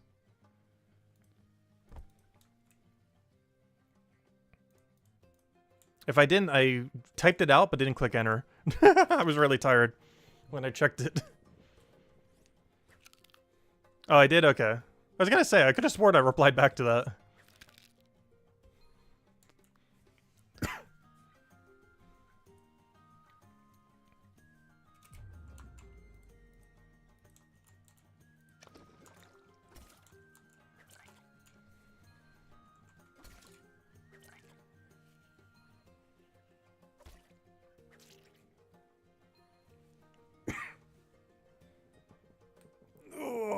We gotta stretch. That's something I didn't do this morning. But honestly, I'm gonna need to walk it off definitely tomorrow as well. I was joking earlier, but I'm probably serious. I'm gonna gain like 5 pounds a day with how much food we're gonna be eating.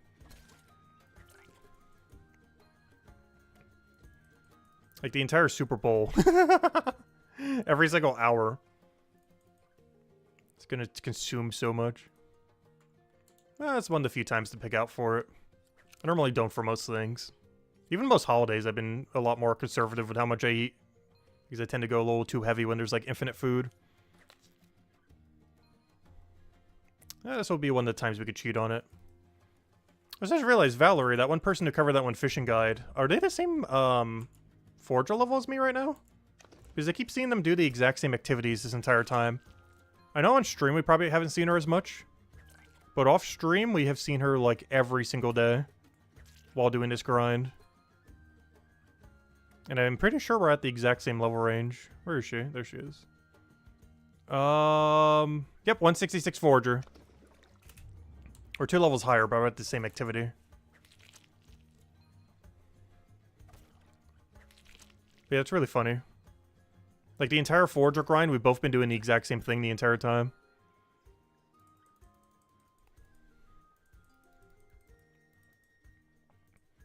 I think she's doing Wallplant only right now rather than fish with Wallplant. And then she's throwing combat in there. It makes sense why she's not fishing because she's already maxed. But I wonder if she's throwing combat in the other room.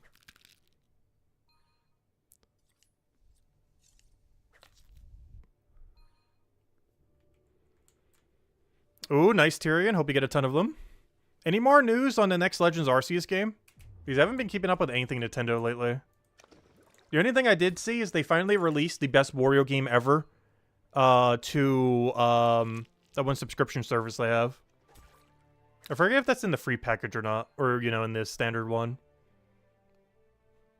Because if it is, I might actually try it again one day. That is, like, one of my favorite childhood games. Like, if I was to do, like, a top 10, I think Wario Land 4, or whatever that one really good one is that they just re-released, I think might be my 9th or 10th favorite childhood game. Which sounds low, but that's really high, given how many games we played.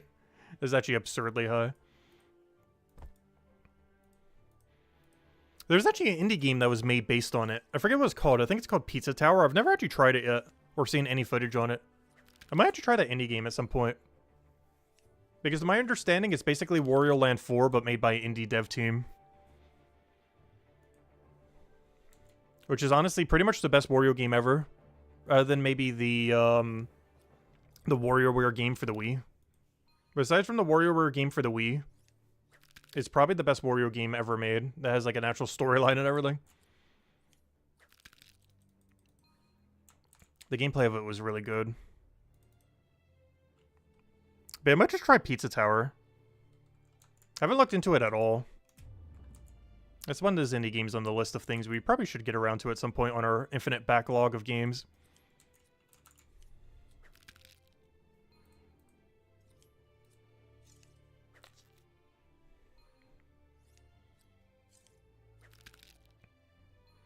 Oh yeah, isn't Pokemon Day next month? I'm pretty sure it is. I know Mario Day is.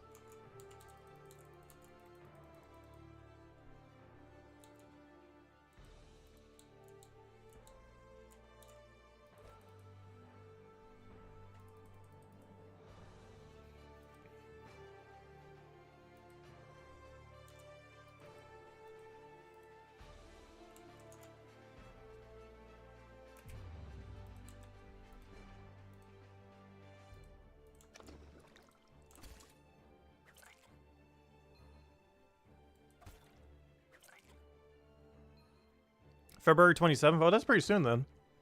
This is in a couple weeks.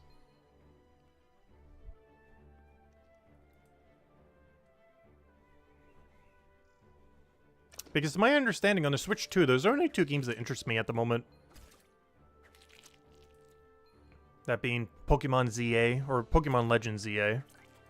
Very important distinction. As that means the game might actually be good. But Pokemon Legends ZA and Mario Kart 9, or whatever it is. Or whatever they're calling it. Then if they add another Mario Party, because I love the Mario Party series. I don't think they're going to release with a new Smash, though.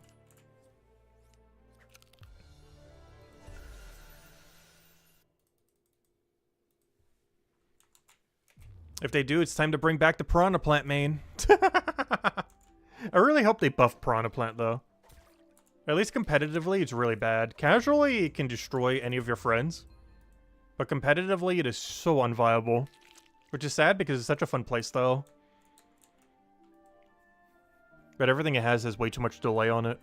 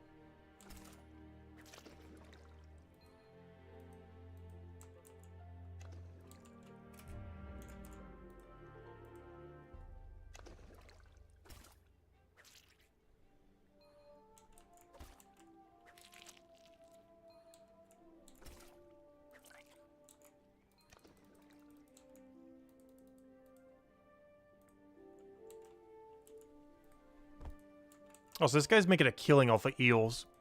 If this guy, I was mentioning it earlier, but if this forager guy just starts selling eels to all the people who want to go buy them, he'd make so much money today. I was supplying him with an endless supply of eel.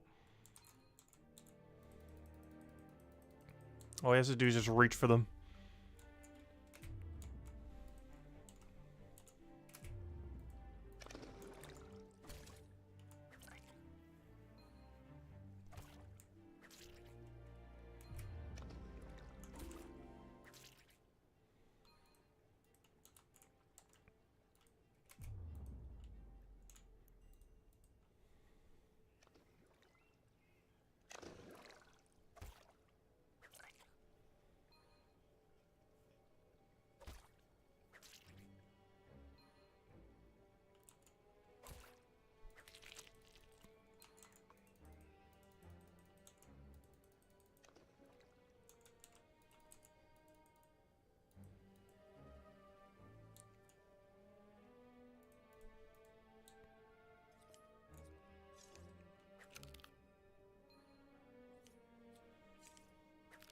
Yep, we almost hit the funny number, 169.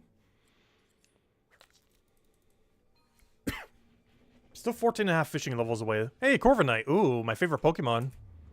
Come back here. They're running away. Hey,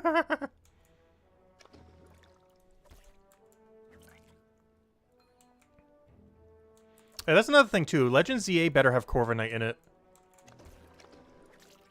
I want a shiny Alpha Corviknight. Or whatever gimmick they're going to do that isn't Alpha. Unless they bring back the mechanic. I really hope they make shiny Alphas easier to get, though. Because there were some shiny Alphas that were, like, literal over 1,000-hour grind. That obviously we didn't bother doing. Most notably all the ones that are in Rifts. I really hope they balance it a little bit better for a sane amount of time. Because I think full shiny completion in Alpha in that game required, like, 5 to 10,000 hours, which obviously no one did legitimately. I wasn't even able to get one of the Rift ones.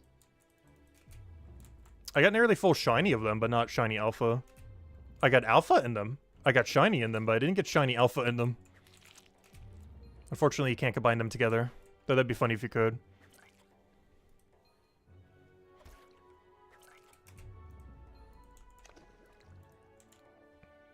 Like, unless it was a static spawn, they were so annoying to ever get.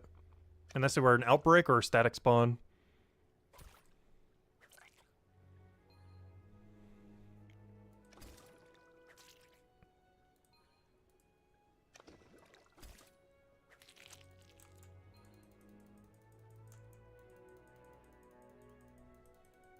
I'm trying to think, how much time did I have in that game? I know it was like slightly over 1,000 hours. Within like the first 6 months. I think it was the quickest I ever had that much time in a Pokemon game. Not the quickest ever in any game, that'd be Brighter Shores. But it's the quickest I've ever had it in a Pokemon-esque game.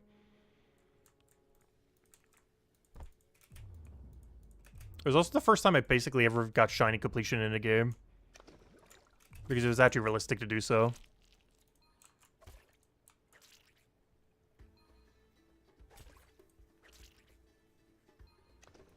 Because it was slightly under 1,000 hours to do it. Whereas the average Pokemon game is measured in how many thousands of hours does it take rather than under 1,000. It's more so measured in hundreds of hours rather than thousands of hours. Which, you know, is slightly more doable. It's still forever. It still took like, gosh. I think basic shiny completion was like 400 hours, 400. And then all the Rift ones took like in double that.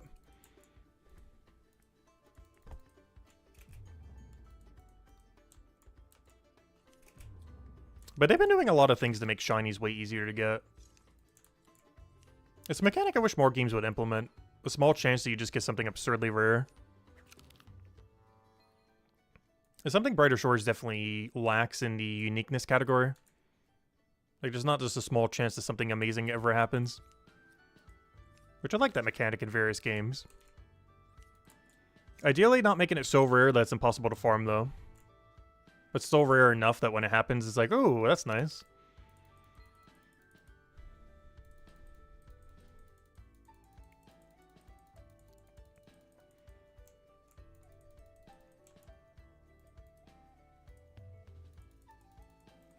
Like, it needs to be less rare than the beaver that we've been going for in old school. Where we're over 1,000 hours and 4 months in, and we don't even have one drop. Now that's overkill. Like, I feel like a good rare mechanic for any game is you get one within 1 to 10 hours. Anything more than that is way too long. You can still have drops rarer than that, but you gotta get at least one enticing thing every 1 to 10 hours. Like, if you can't get it within one session, there's a problem. If it's rarer than that. 4-star gear is actually perfectly scaled that way for Brighter Shores right now. It's possible to get it in one session, but not guaranteed that you would get it in one session. It's one of those, like, right at the, like, that 10-hour-ish mark. Or if you do combat for 10 hours, you're pretty likely to get a 4-star item. But it's not guaranteed. But it's pretty likely. Especially after the combat rework, where time to kill is a lot quicker. Well, not a lot quicker, but quicker than it is now.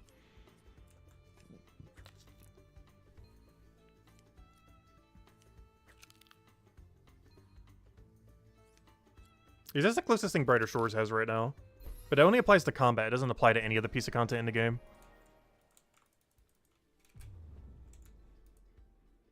No other piece of content has the equivalence of what 4-star equipment is for combat. I guess the 1 hour version is technically off of 3-star equipment if you're doing smithing, stonemason, bonewright, or armor maker in chapter 5. But since we don't have bossing or anything else, we don't really have like that 10-ish hour mark one. Like that 3 to 10 hour grind kind of item. Because the only thing we have for that right now is combat at 4-star gear. Post 200.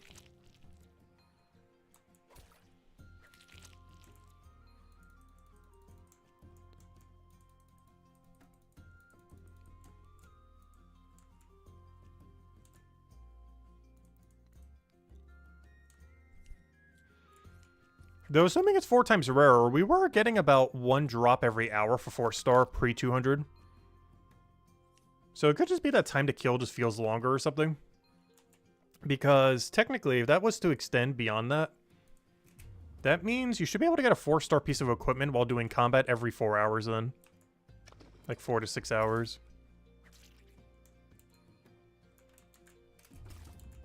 But I have never gotten it that quickly. Not sure if I've just gotten unlucky or what. But if we were to use the math pre-200, like 20 to 200, and assume it's 4 times rarer, like almost everything is post-200, then it really should only be like 6 hours for a 4-star. It might just be that the time to kill is a little bit more annoying post-200. At least currently before the combat rework. Which is making it a bit longer than 6 hours. But on average, it should only be 6 hours for a 4-star. With anything taking longer than that being due to bad luck or time to kill being a little bit longer.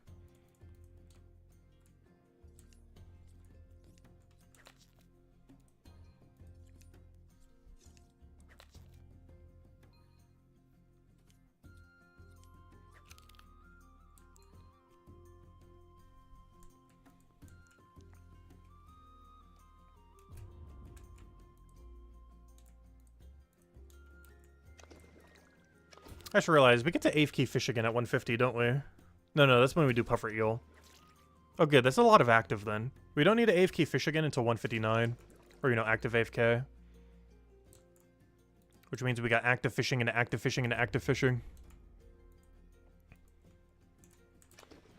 And then we hit the AFK wall.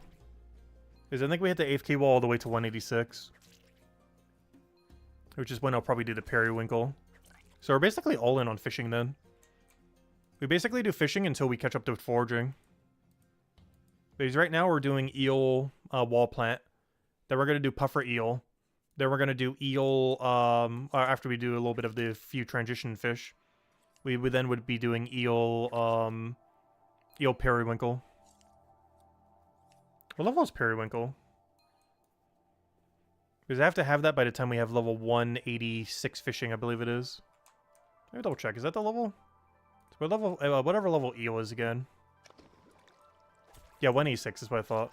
I'm pretty sure that's the number I said. But yeah, 186 fishing. I need 179 forager, which should come pretty much automatically. So I need 10 more foraging levels by the time I have 51 more fishing levels. We definitely got to catch up on fishing. The only reason I got so much foraging right now is so we can get to the good material. And we're finally at the good material. Where we actually start banking everything we forage.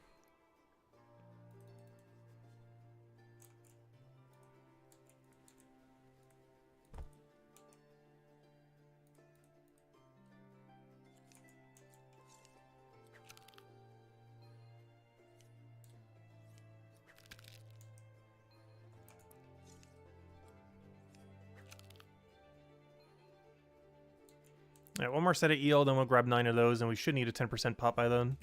If anything, I might have to grab too much here. I might get triple eel.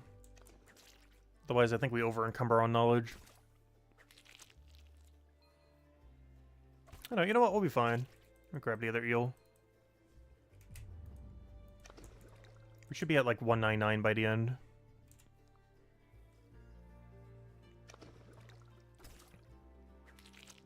Or exactly 200 on the dot. We should be at 199. Or 198.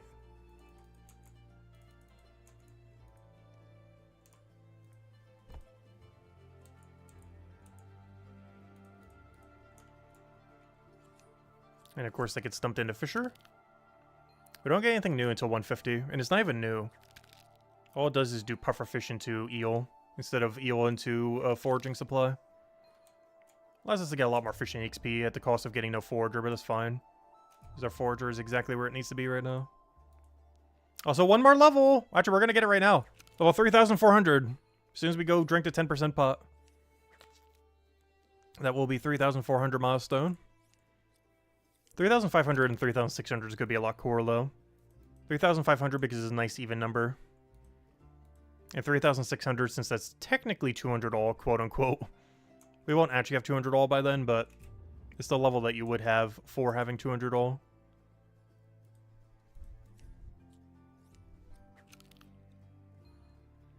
Up another Zezima.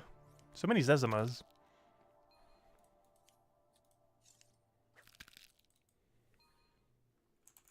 I wonder if the real Zezima has actually played this game yet.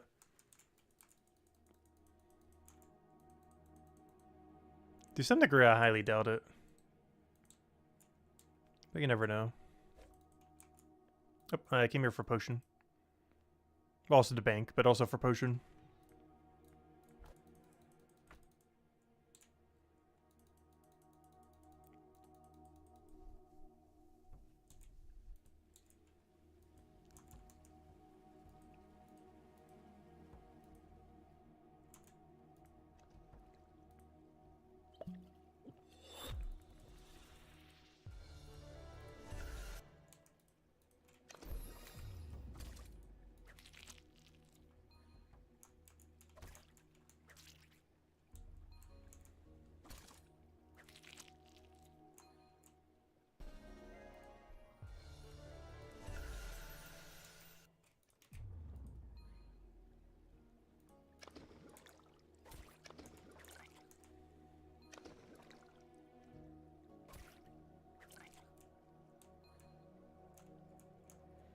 You could tell what tier of fish he's doing. He's doing the leopard one at 186. Interesting.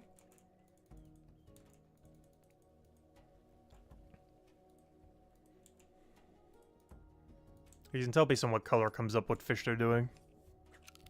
You can only tell because it has a really distinct pattern. Also because it's the eel after this eel. Also because it's the final eel before 200.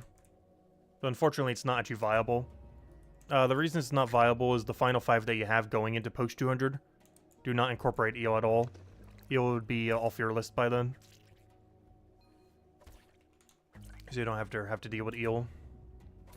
Making eel actually not worth banking. I originally said that would be like the only thing I bank up to. Also, we're level 3,400 now, by the way. But I originally said that'd be the only thing we bank onto 200. But even that, I'm not banking.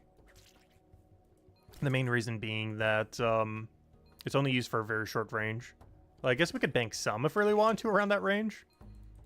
But we don't need it for post 200. So if we do bank them, we don't need more than like 20, 30, 40. As a level range that we'll use them at is really small.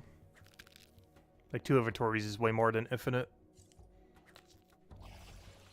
Whereas if it was post 200, we would need hundreds if not thousands of them. Probably several hundred.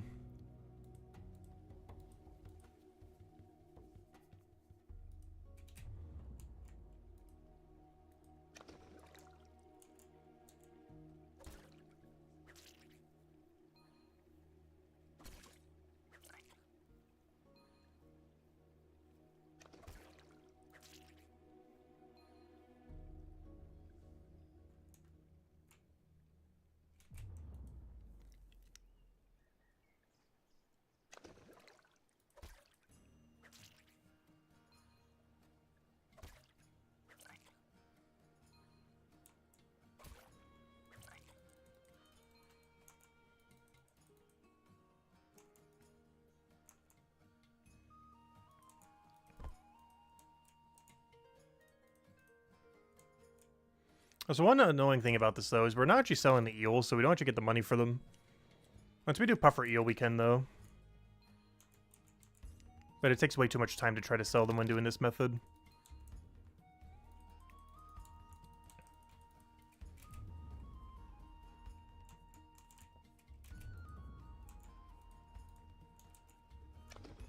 But instead of getting a little bit of money, we get a bunch of alchemy supplies for potions later down the line. So it still makes up for itself.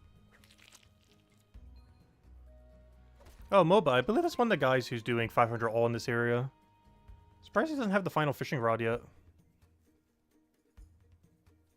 That means he's under 300 something fishing.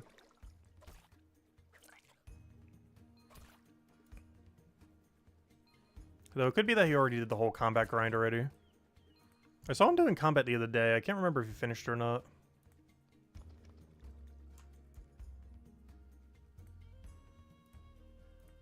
Yeah, he's currently ranked 2 or 3, whatever that was. It's second position, but I'm not sure if there's another person there. Yeah, they did 500 Forge or 500 Alchemy. They're working on, and 500 Guard. They're just working on Chef Fisher. I should explain why they don't have the Goldenrod then.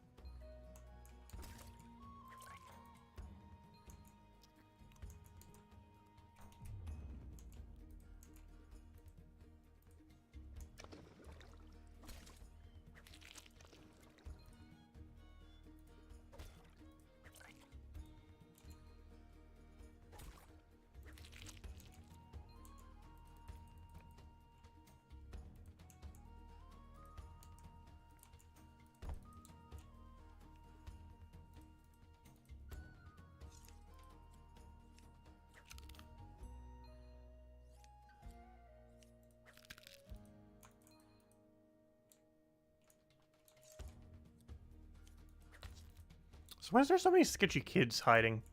I didn't even realize. Oh, because they're playing hide and seek there, I see. Those make sense. The other one doesn't. Oh, but that's because he's probably already hiding. Oh, the other guy on the other side makes more sense now. I never noticed that. It makes more sense if you see those two first, but compared to the other kid.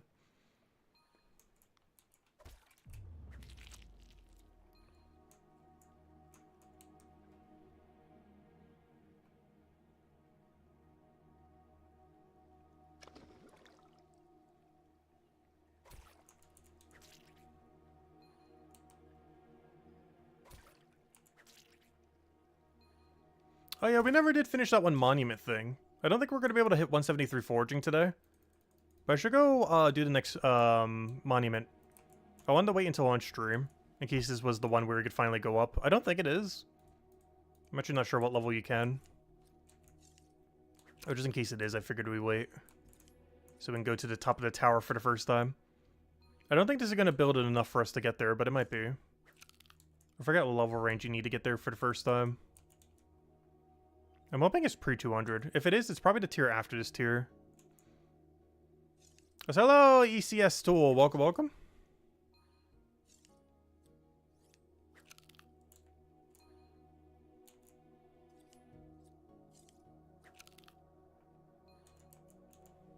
How will trading from accounts work? You have to use a middleman. They're not going to add a way for you to be able to go and trade directly to your alts. Like, even though you have 2 alts on your profile, they mentioned that initially there will not be a way to trade them. So you basically have to find someone you trust, trade them everything that you want to trade over, then have them trade to your other account. Yeah, you basically need to trust trade them, yeah. At least initially. They likely will implement a better system for it down the line. But the initial trading system, based on what they last said, will require trust trading. They've been working on it for a while, so maybe they might do it a little bit differently. But last they said, it will be trust trade related, because there won't be a feature to directly do it. Now, let's go do our chef run now. Oh, I should have done it while I was by the fish. Well, I guess I had a full inventory. What do I even need? It is all fish. Not a single dish here is non-fish. This is the first time in a while I've had fish only. Every single task is just a fish. Yeah, let's go do our cooking run. We haven't done a single one to stream. And the main reason I want to do this is so we can go do Monument when we turn in for Century. So we can go get our upgrade. Because I don't think we're going to get to the final tier today. Because we're probably going for about another hour. And then it's Super Bowl buying food time. Some of it I'm going to start making. Some we need to go out for. Let's see. Because I'm not going to bother getting it shipped to the house. Too many fees associated with everything. What am I doing here? Alright, let's figure out everything we need. I need 6 cod. Alright, cod. Check. I now need, how much bass is that? 6 bass. Oh, that was bass. Wait, is this 6 for both? Oh, that's so convenient. I accidentally bought the wrong one. but it's the same number I need for both, so it works out. Wait, is this 666? Oh no! Oh, that's funny. I need 666. That's really funny.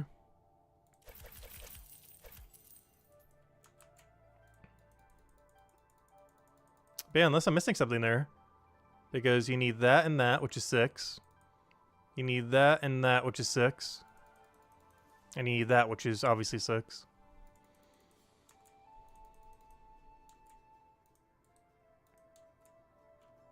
But gas is expensive. Well, I'm doing it all in one go, so it's not too bad. I'm going to pick up one, then order the next, then pick up one, then order the next, and kind of do it that way. It's all pretty local, so it's not that far. This is the only thing I need to buy, right? I think so.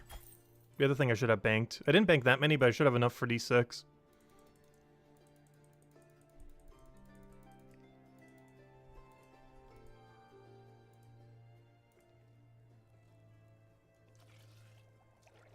Because the pizza place is literally in walking distance, if I really had to. Like, it's like 2 miles away. Not even. It's technically less than a mile away, but you have to swerve around a bit. So you have to walk like 1.5 miles or so. Even though the actual distance to get there is less than a mile. But you can't just make a straight line to get there.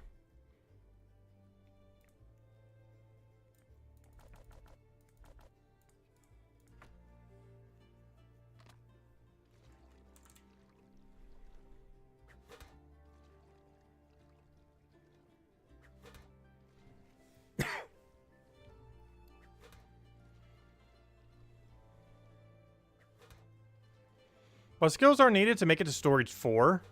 Well, you mean to go from 3 to 4? You need 20 mining and some amount of total. I want to say 252 sounds correct for some reason. Not sure if that is the number you need. Oh wait, it's actually the other potato. Never mind. Whoops. It is this potato.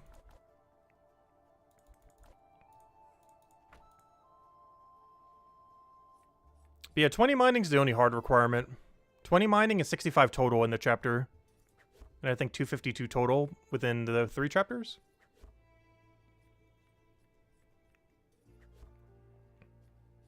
So just mining, well, just mining, but you also need 65 across all of them. But 20 mining is the only hard requirement as far as a level.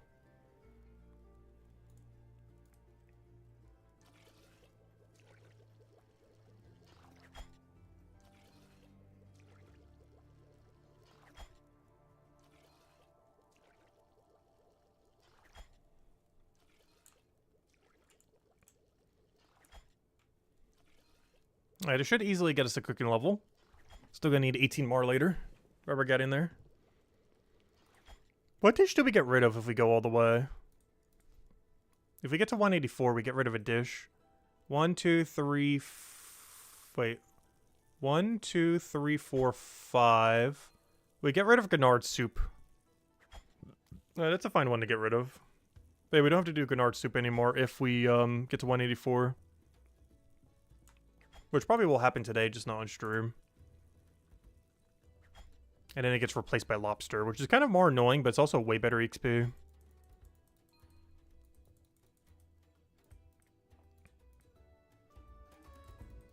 And I'm going to grab a 5% and a 10%. I'll use the 5% for Quartermaster, Enchantress. And then use the 10% for Scrap Merchant, Sentry.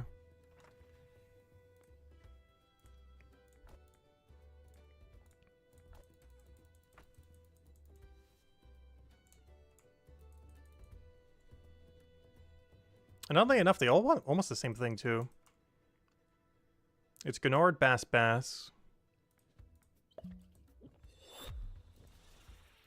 Of course, I clicked literally the only one that's wrong. Even though I just said that. Alright, and Enchantress wants Bass. And then we go head over to the other area. Actually, I might have to do the monument on the way back.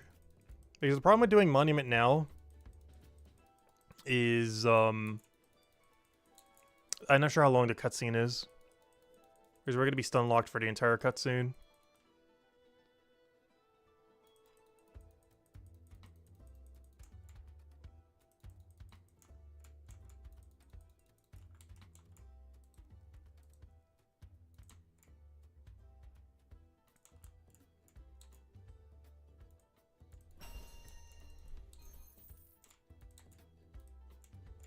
Yeah, one of the few times we can actually grab our material here.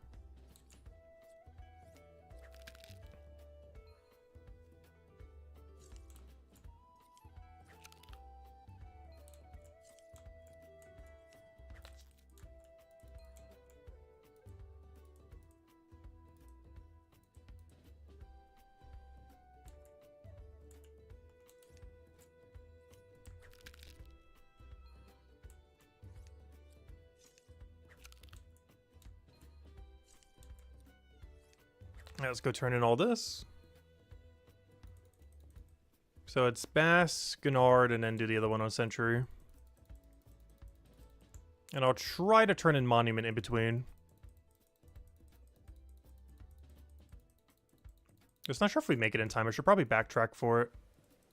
Just to make sure we get it. Oh, so I can technically grab the pieces as I'm out and about if I really want to. For that free forging XP with 10% extra. Or we're in the area already.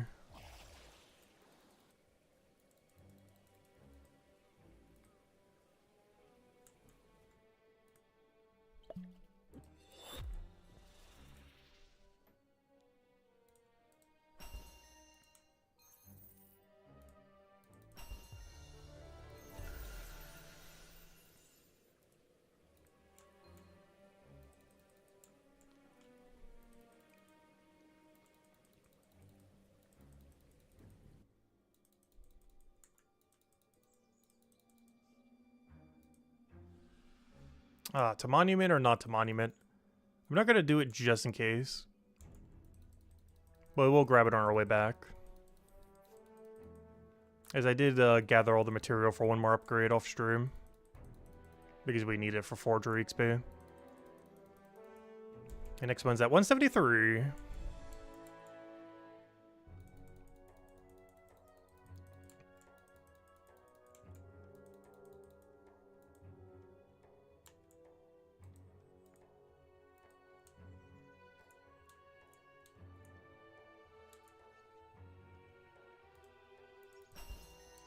There we go. There's our cooking level. Perfect.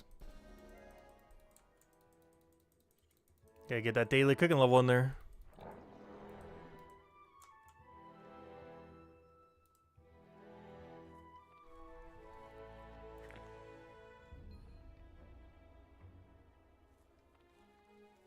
Don't do it. Oh, good. You aggroed the other person. Perfect. How convenient. Alright, it should be enough to finish the monument. Have to grab one more right here.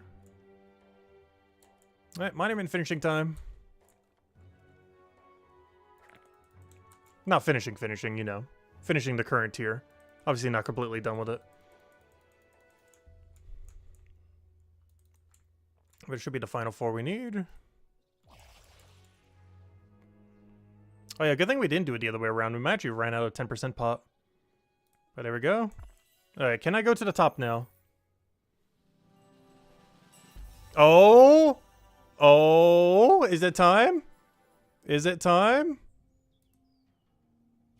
Oh, it's time! Good thing we waited. There we go, we got our tower. We did it! The tower's not done, but we can finally go to the top. I assume if they ever put a reward here, this is when you would be able to get your first tier of the reward. This is the first time you get to the top of the tower. But yeah, we finally did it. But yeah, you can do it at level 155 Forger, it looks like. You can get to the top of the tower. Technically by then you'd have like 157 Forger. But yep, here we are. We can look down. There's nothing to do up here though. They haven't added any reward for the tower yet.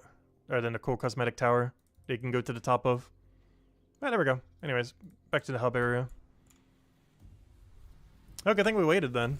Because I wasn't sure if that was the top of the tower upgrade or not, but yeah, it was. Very nice. But they'll eventually add some kind of reward other than the cosmetic tower to that at some point. Just doesn't exist at the moment. But eventually.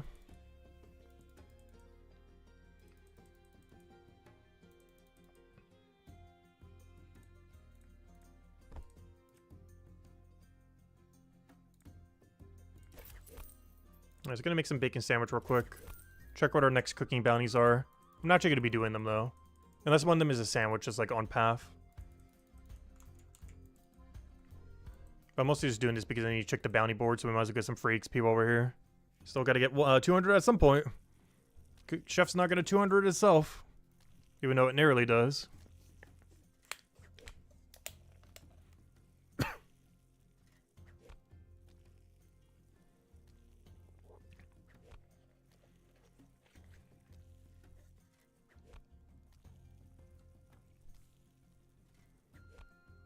But the biggest concern at this point is Fisher. Fisher is the biggest bottleneck to getting 200 all here. Luckily, oddly enough, I think it has the highest XP rate of these 3 skills. Given that a lot of our foragers are going to come from Fisher Forager. Or from banking a specific material we actually need.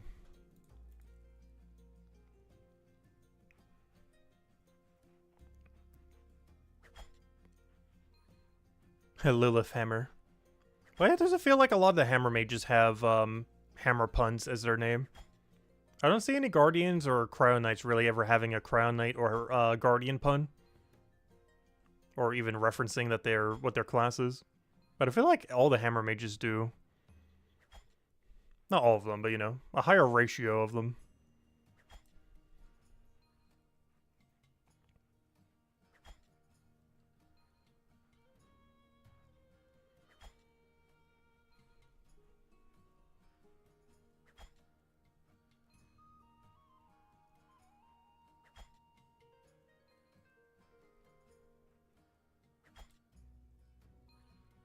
Hey, Zacian, that's a Pokemon name. I thought that name sounded familiar. Scrap Merchant, he wants too many. Yeah, I'm skipping all these. No, thank you. They all want too many for, or give too little for in return. Alright, back to Forager. Well, more so fishing. Gotta grab the Forager supplies on the ground right here. Thank you. Alright, back to our normally scheduled grinding. That's probably all the chef are doing this stream. But still got a bunch of fishing Forager to do.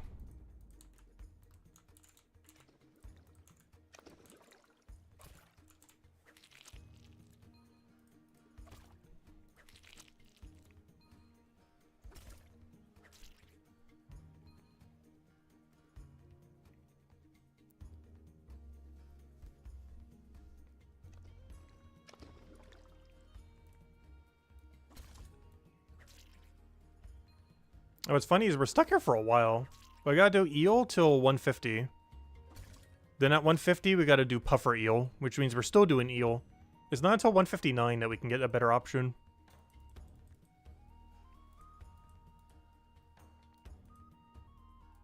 Which means we would have been here from 131 to 159, aka 28 levels.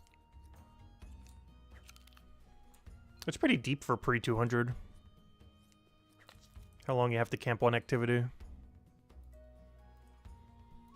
Technically, there's a couple variances in between. As far as for best XP rate, would be camping these for basically 28 levels. As I still count puffer eel as doing eel. You're doing half as many eels, but you're still doing eel.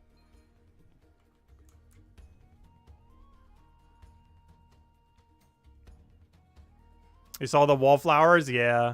I've been banking them as well. These are for the second best healing pots. As well as the most amount of healing you can make per hour. So I figured I'd bank them all. Because these actually are going to be relevant at some point. Maybe pretty soon too. Because the 2 new quests they add, they might be in an area where my combat is really low. Like if they do a level 80 or higher boss in Hopeport or Hope Forest, we're going to need those potions. To be able to cheese the boss. Because we're way under leveled. If it's for chapter 3 or 4 though, we should be fine.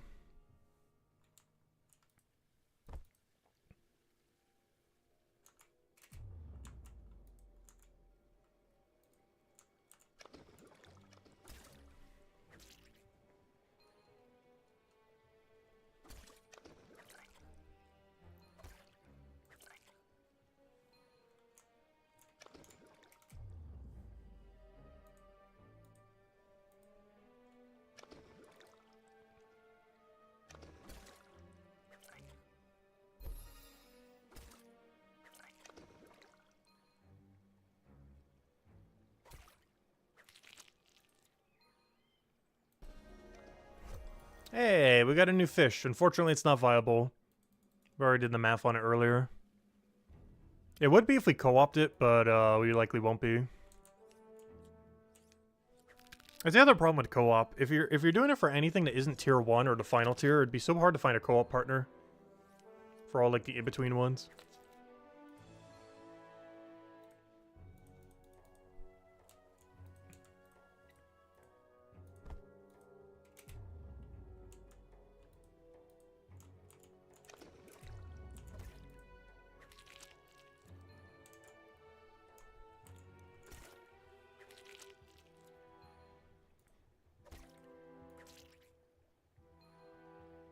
Oh, so we still haven't gotten Hopeport to 100 yet. I don't think we ever will. I want to see something. No, I don't have anyone in that range to even be able to determine what it is. Is the right Jewel is too low and Chino is too high? I mean, Kale's too high. Well, Chino as well. Let me see what Kale has then. What level was that?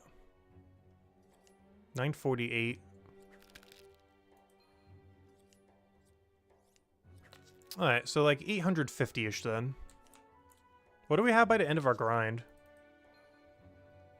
Yeah, around 850 should be top 100 then for Hopeport.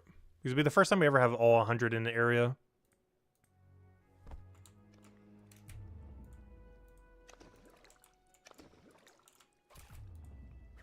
Oops, did I grab one less flower? I think I did.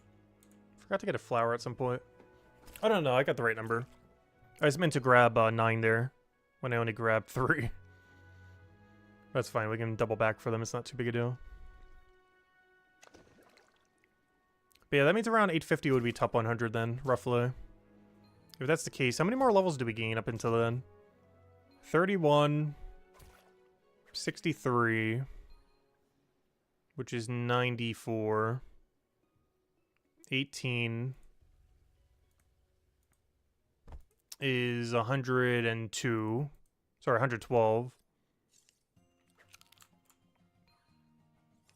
which is actually exactly 850. That's kind of funny.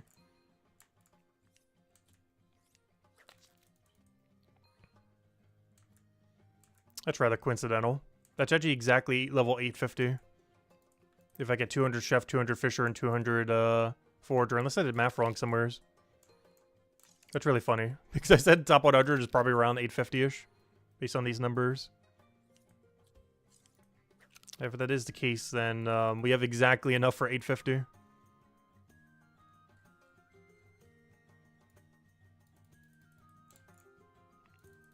It's hard to tell exactly, though.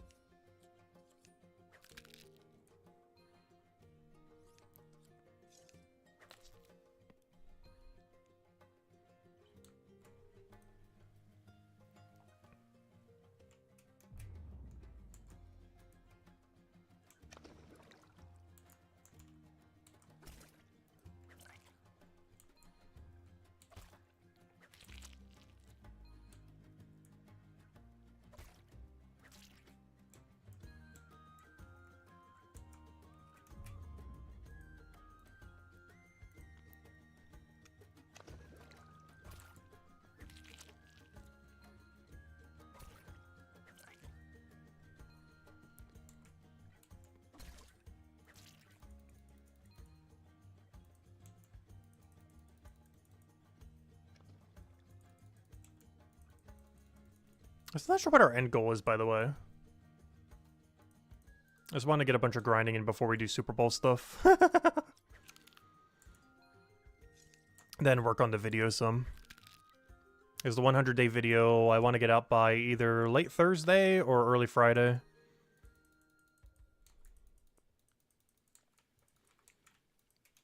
This Thursday is the 100th day of Brighter Shores. Of consecutive streaming it every single day.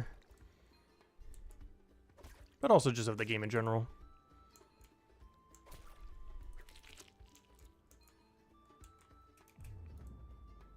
I also hope to have 200 all by then.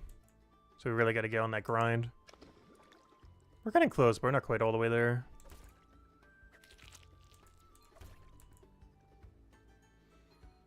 If we assume an average counting knowledge is 3 levels per hour, how many more levels do we need? Well, we mentioned we need 850, so it'd be 122. 122 divided by 3 is what, 41? So within the next 4 days, we gotta play 41 hours. Which is decently doable.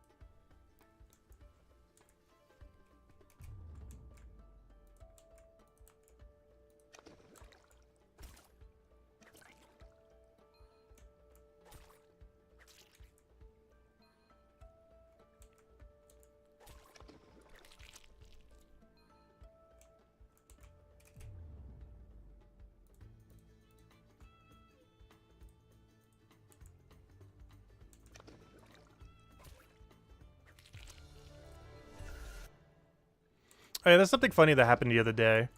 I accidentally misclicked on the 200% meter onto money. And I accidentally clicked 93 silver instead of EXP. It's actually the first time that's ever happened accidentally. Because we were multitasking so much. Though even in the past when I multitasked, I never misclicked it. But it's because the buttons move when you have 200% compared to 100%.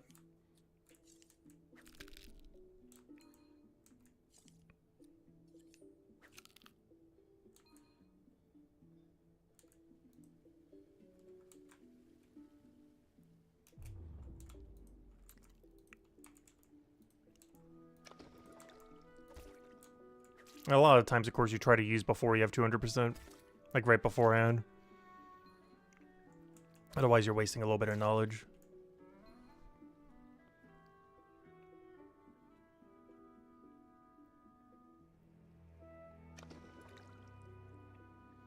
Also, the potion poll is coming a little bit more even.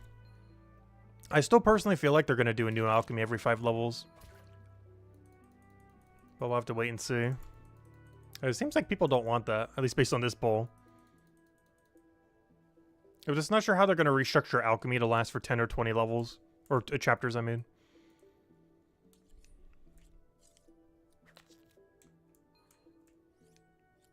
Oh, that's funny. Depending on your camera angle, the kid is hiding behind nothing.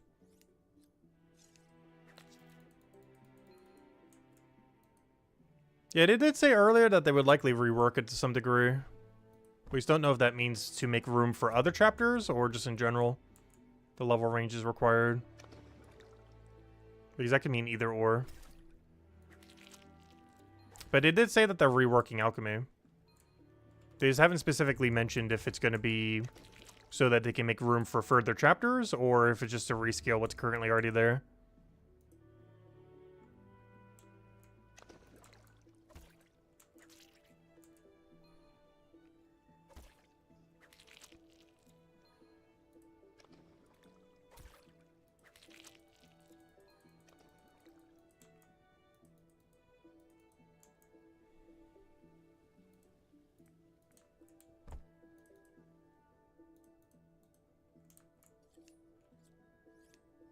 Yeah, the biggest issue with the current system is EXP pots in particular.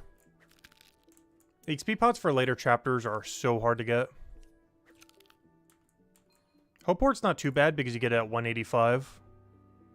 But the next lowest one is double that at like 370 something. Like you get your first one at 185. The 10% Hope Port for chapter 1. But then the next one you get is all the way at level 364. Which is kind of crazy.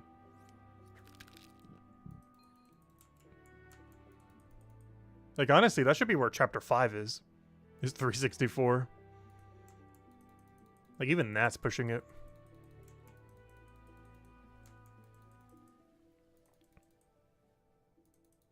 The problem with that, though, is you you would nerf how much XP you get from doing the other activity.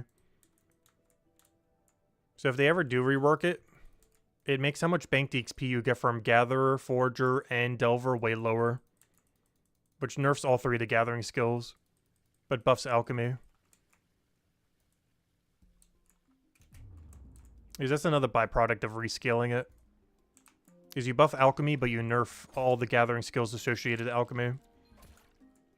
So you fix one thing, but then cause like 5 issues. As you nerf Mind Fighter, you nerf, well, assuming they tweak everything down. But assuming they tweak everything down, you would nerf Forager, Gatherer, Mind Fighter, to some degree Merchant, as well as Delver in Chapter 5, just to make Alchemy slightly better. It's one of the reasons I feel like they're probably going to do one new one every 5 chapters. Because they got to nerf every single... Like, they got to nerf at least one skill in every chapter, just to buff Alchemy.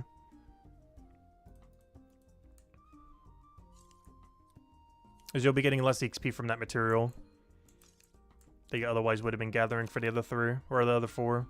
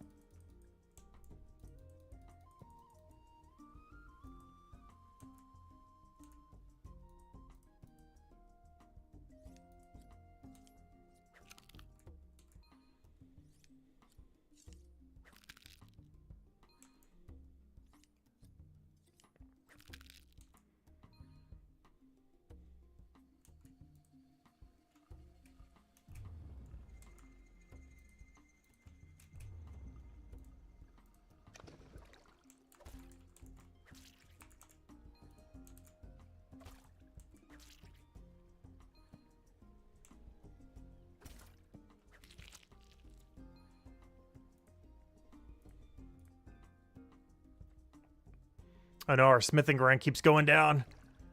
They're going for the ranks. Let's see, what do you need? That's only 10 levels away still. How many of these people have their mining grind done, though? A lot of them don't. It's still possible. I'm not sure if I'm doing it. But, that is our next grind after 200 all. We might still be able to make 500 smithing leaderboard for top 20. It's something I need anyways for the combat rework. So it's not like we're going out there just to get a 500 for the sake of getting a 500. Like, I actually legitimately need 500 smithing.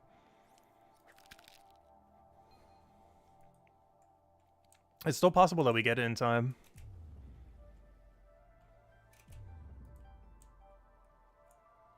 Because that's my main grind after we finish this area by Thursday. Maybe even by Wednesday. But definitely by Thursday we should be done. And my main goal after that is mining smithing. Mining to like 450, smithing to 500. Obviously, eventually mining to 500 as well. We just don't have an immediate need for 500 mining. Because 500 mining is not needed for 500 smithing in a sense. If we just keep dumping knowledge onto smithing. And doing an AFK for smithing.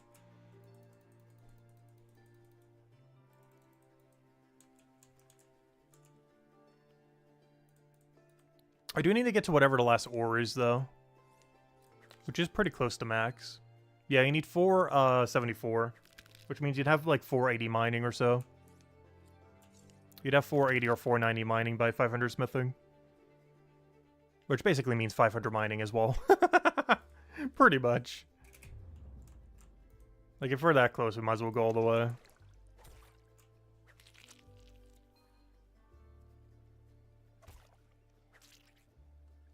Also, I am considering just rolling with a level 30 tool.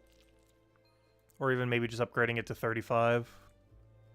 Which will hurt me so much, but it's just 10 higher than the other one. So it's still 2% better than we otherwise would have.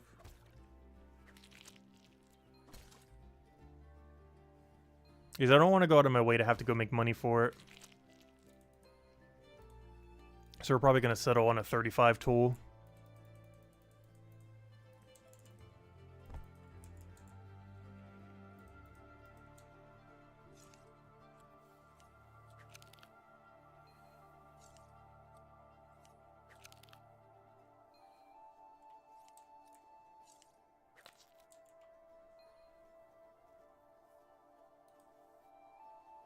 I gotta remember the next time we go to the shop to get a 10% pot.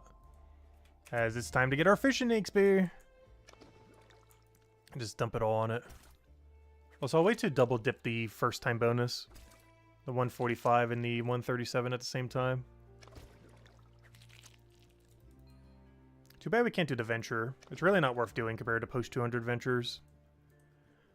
For the same reason why the AFKs aren't worth it.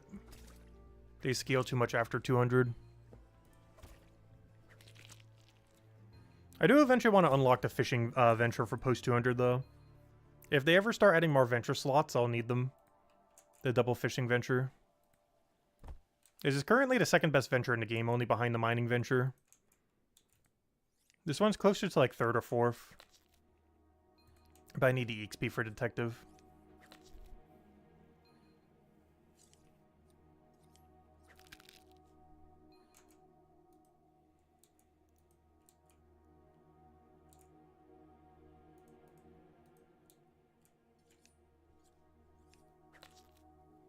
Oh, there's a gold rocket again in the other room.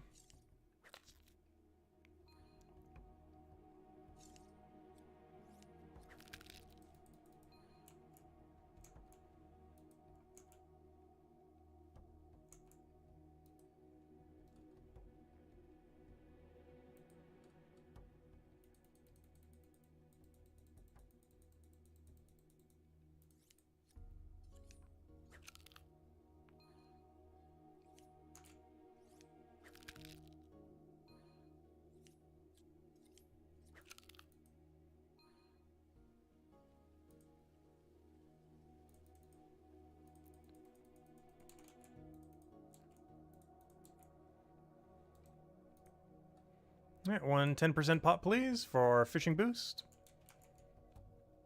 Thank you.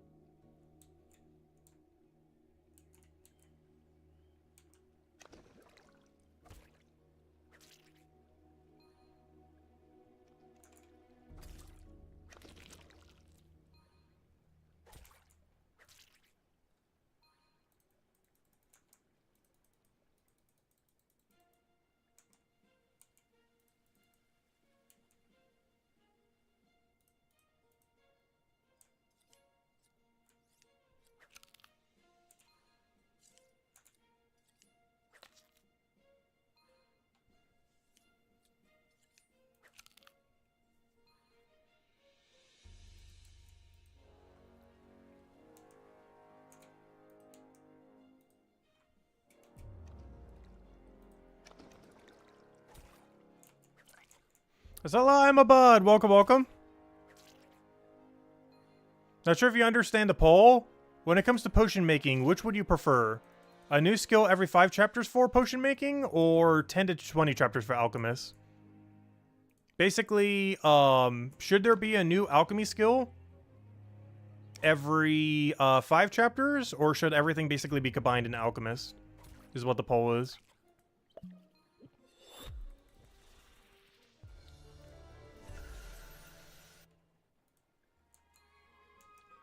And we're talking like, you know, chapter 6, 7, 8, 9, 10, 11, 12, 13, so on and so forth. Should it all be combined in alchemist, or should it be like a new one every 5? Because currently the current alchemist is only scaled to chapter 5.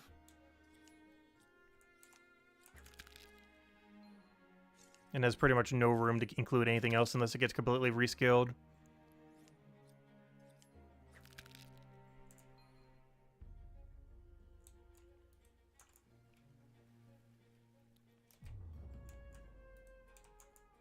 But it also means every 5 chapters you would have to go and retrain an entire alchemy skill all over again.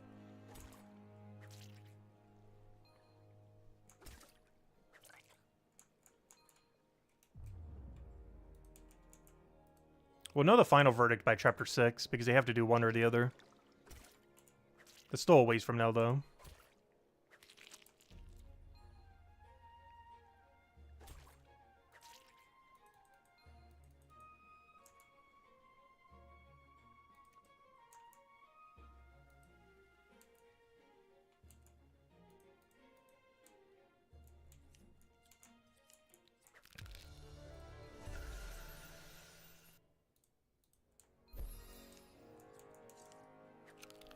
But yeah, by chapter 5, I mean, by chapter 6, they either have to add another one or have completely rescaled alchemy by then. But time will tell.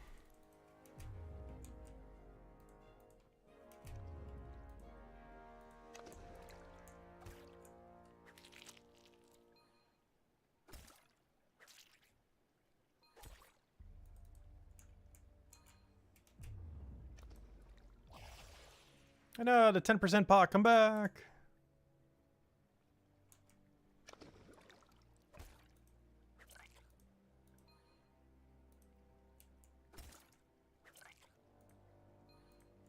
Yeah, we're 12 levels away from our next EXP rate for Fisher, and 3.5 away on Forager.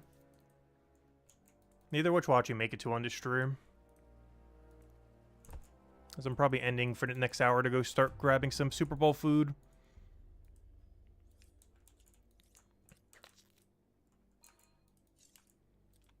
Some things will stay warm enough.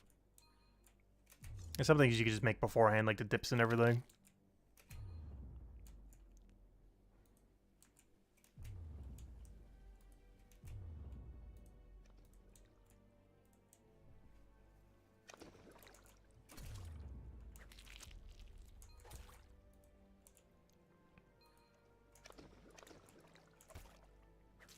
Oh yeah, 10% pots are really good.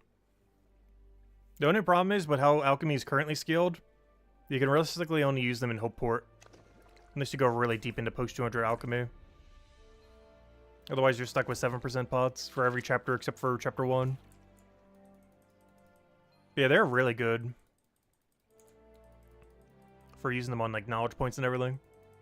I still double dip them just to conserve them as much as we can though. But they were really strong.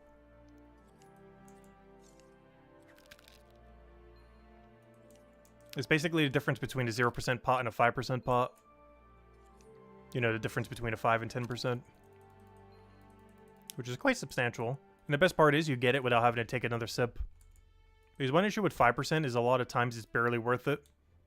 Because of the time it takes to drink the potion.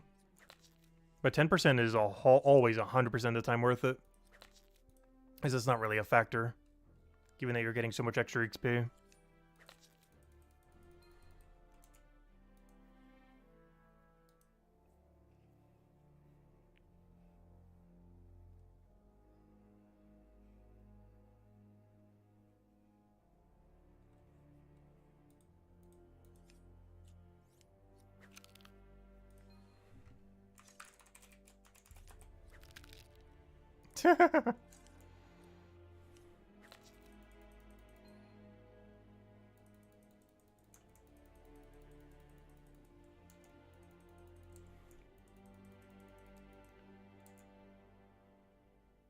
How many do we have now?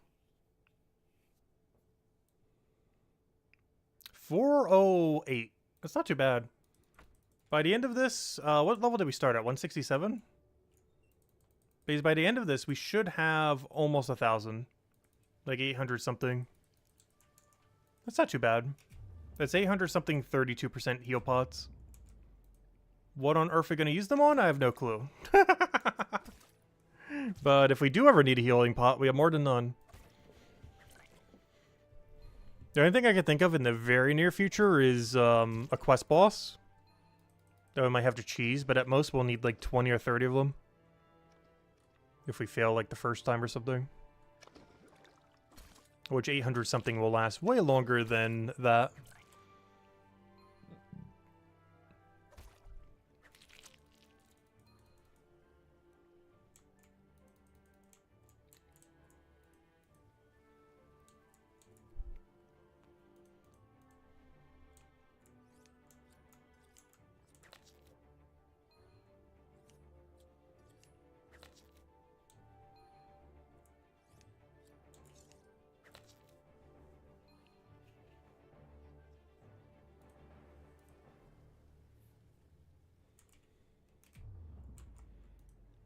Well, we'll be stopping at 200 for a while.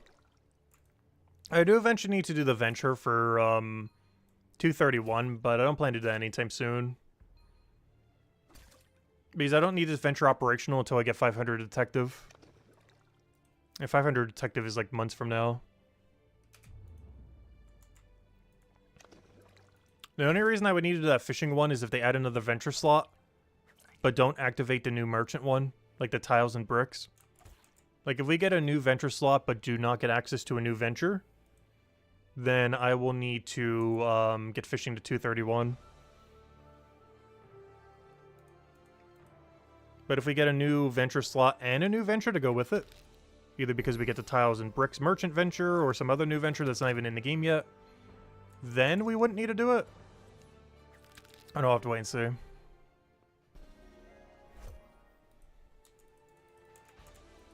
But at some point I do need to get 231 fishing, but for now we're only doing 200 in the next few days or so.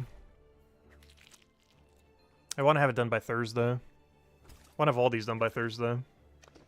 Fisher's just the one furthest away, of course, so it'll take the longest by far. Like, I can get 200 Forger and Chef before I get 200 Fisher. Is that far away?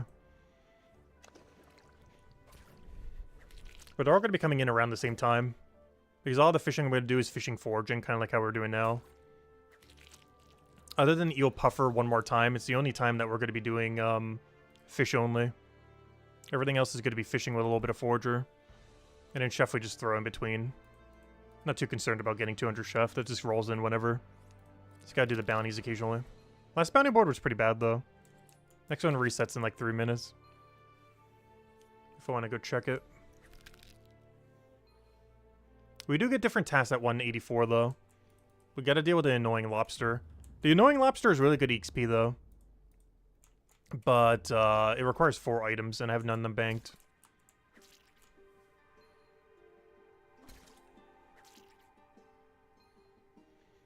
But yeah, I do the contracts. Probably not as many as I should be. But I have been doing them.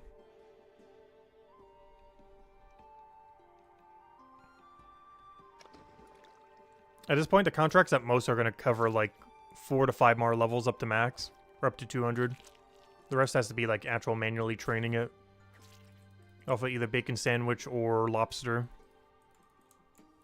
I believe lobster is slightly quicker, but I believe it's slightly worse knowledge per hour. So sticking with the sandwich, just with how much simpler it is probably the way to go. Because we got to do a really annoying drop method for the lobster to make it viable.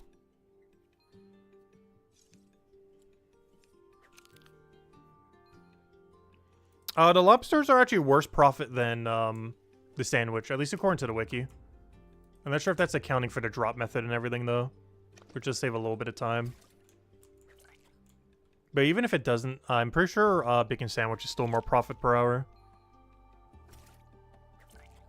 According to the wiki, it's about 10% slower doing bacon sandwich. But I'm not sure what the knowledge difference is per hour. Because if the lobster is less knowledge per hour, but 10% better XP, then it doesn't really matter that it's 10% better XP.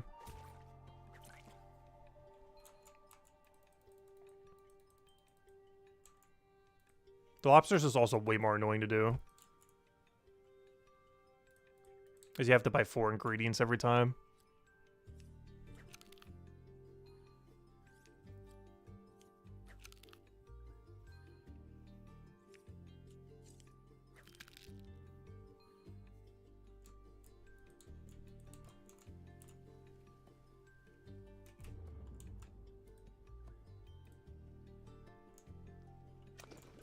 And there's one thing annoying about post 200 chef, at least initially. You don't get a good post 200 item until 217. You gotta go to 217 chef before you can do chef properly again. Post 200, which I don't plan to do anytime soon. Like, you basically have to contract only all the way to 217. Luckily, contract XP rate goes up at whatever the other dish is. Your contract XP rate gets pretty good at 208. But you can't just camp an item until 217, which is kind of annoying.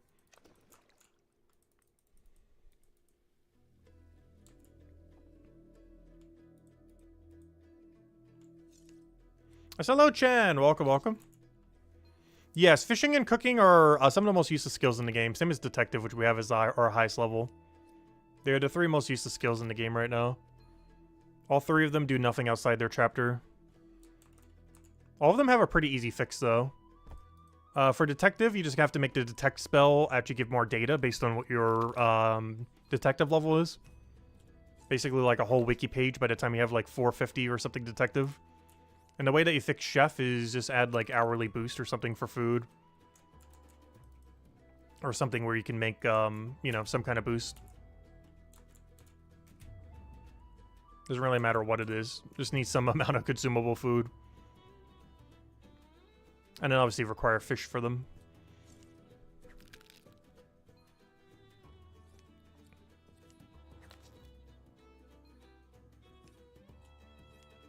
But yeah, all 3 of those skills currently do nothing. Detective, fisherman, and chef. They're all fun and have some unique mechanics to them. But they all have no purpose outside their chapter. Other than making money.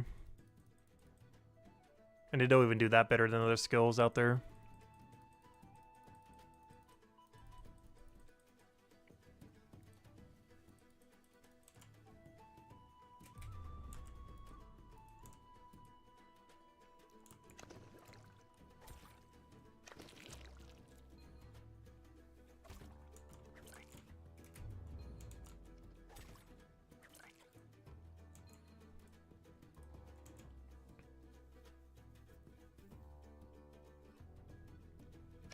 Who's that crazy dude who's waving? I'm not sure. We said hello to him earlier.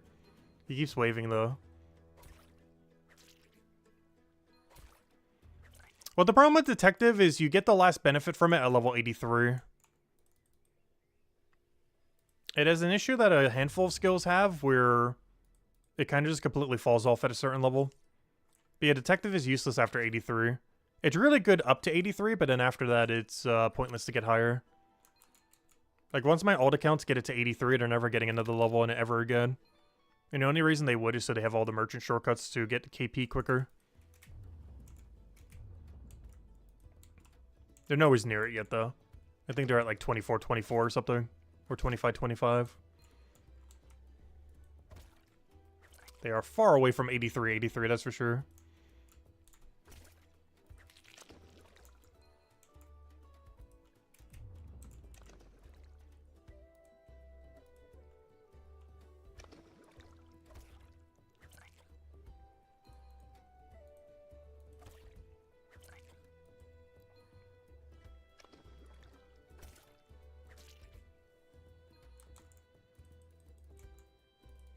Yeah, that's something we're probably going to be doing this Tuesday.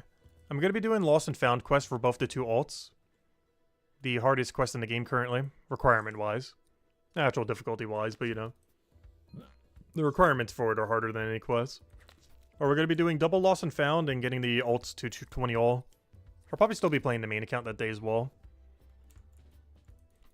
But I want to go get them all situated.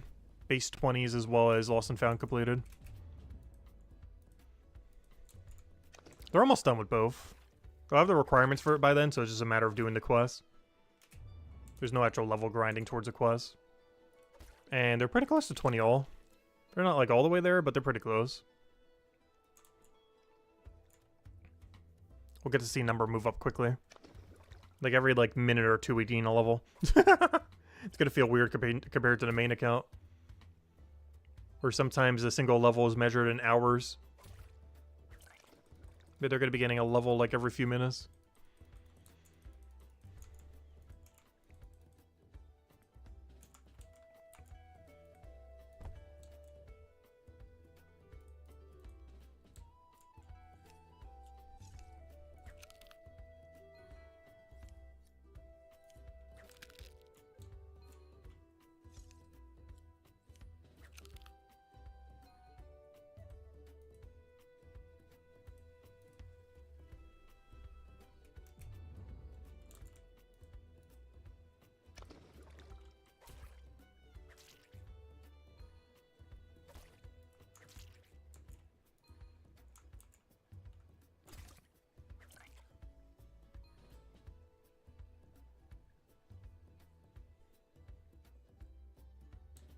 What's our alt account's name? One is called Tacit Bird and the other one's called Bird.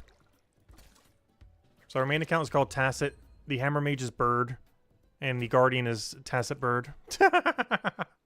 These all the good names were taken by then. Because I had to wait like 24 hours for the thing to get reset. So I wasn't able to get a good name for it. So he's combined the two together.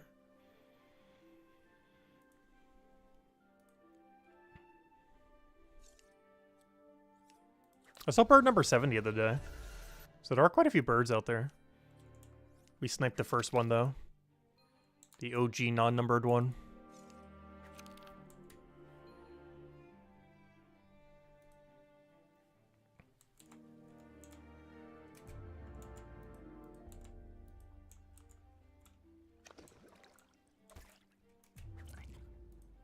We tried for dragon on the middle one.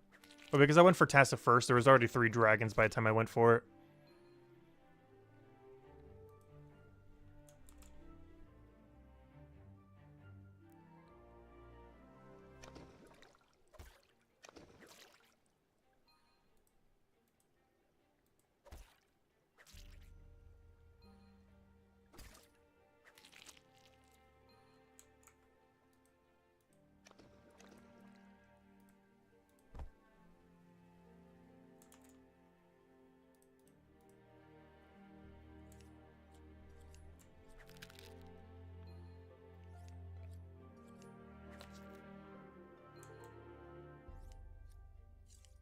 I believe they're around 500 total, with a few quests completed. They have the Obelisk completed, they have Spider Nest completed, with Tupin's Legacy and Lost and Found.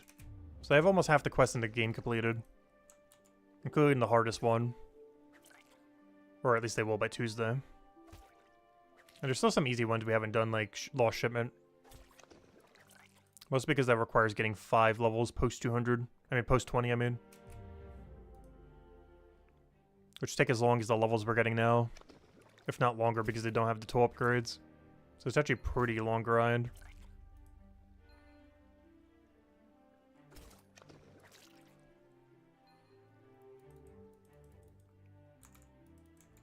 Unless we just do it through passive like you normally would. But then that's time that they're not doing other passives. It could be easily 5 Bone Rite levels or 5 Stonemason levels. I do eventually want to get all quests done on them, though.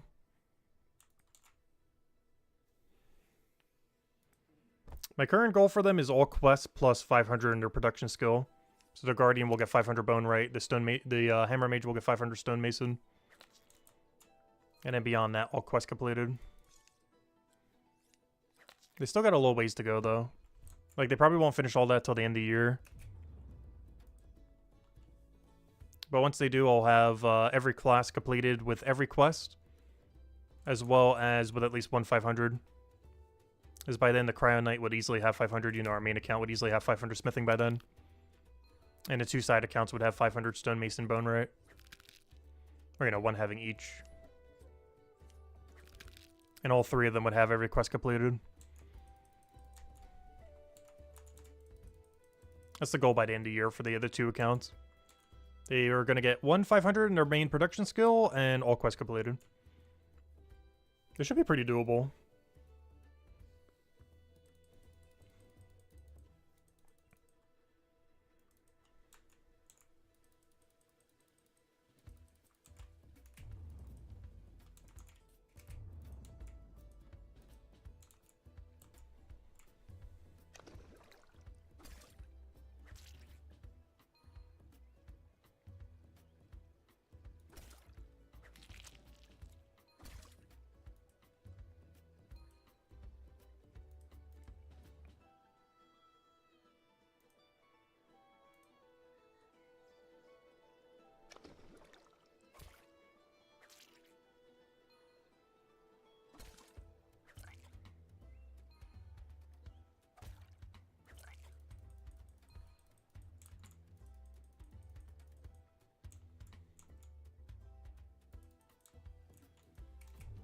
Also, aside from Fisher, every single skill we still need to get up is 1 power grind stream away from 200. 18 levels in 1 stream is free. 30 levels in 1 stream is not ideal, but doable. Fisher's the only one we can't power grind in 1 day. That's probably the plan with Tuesday, Wednesday, Thursday. Is every day we max a different skill. With Tuesday also being heavily based on the 2 alts. Which means that's the day we probably get Chef done.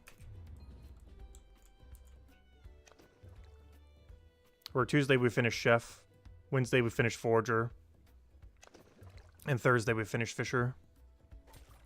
As we get really ambitious, we could try finishing both Forger and Fishing on Wednesday. It's doable. I'd have to put a lot of time into it, though. I'm not sure I'm going to have between then and then. But definitely by Thursday.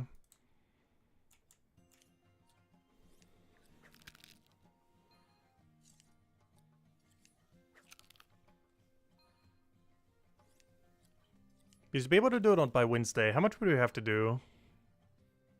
Oh no, it'd be doable. We'd have to get 110 levels by... Alright, so that means we'd have to do... Okay, that actually is doable. Never mind. Yeah, 30 hours, 30 levels a day. That's definitely doable. Obviously, some days we might go more. Because actually does get it done on Wednesday, not Thursday. We're also about to get to the quickest possible fishing XP rate you can even get, per for eel. I might be dumping into Forge around that range. The only problem is that does mean we're giving up some kind of precious material that we actually need. So maybe I put into Chef, actually. Just to bypass the last little bit of Chef we have to do. That we could still put into fishing. But level range right there is really not worth putting into fishing. From 150 till 159. But hey, 1 step closer to the fishing rod, though. The final spear. Well, the final pre-200 spear. The other one's really deep.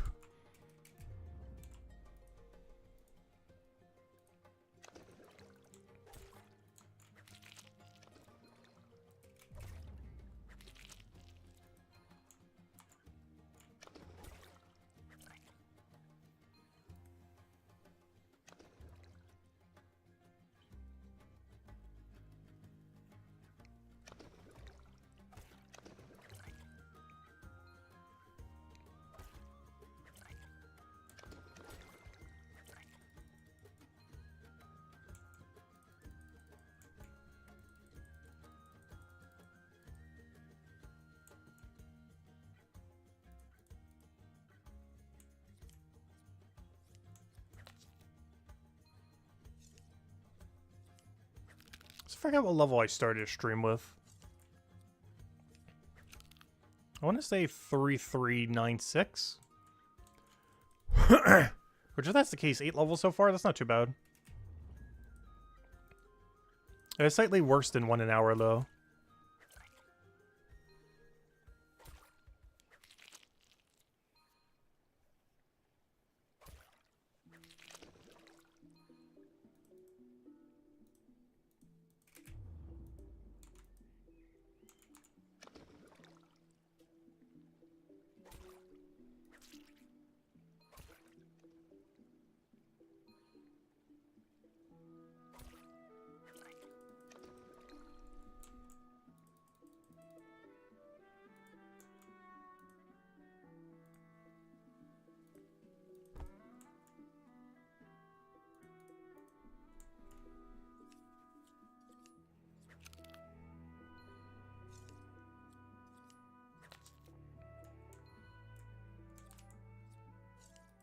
Oh, gosh. Cubal Walk, when are you coming to the game? Cubal Actions have not gotten a single update since it launched. There's definitely some tweaks it really needs. But I'll get around to it eventually. Still better than not having it all, that's for sure.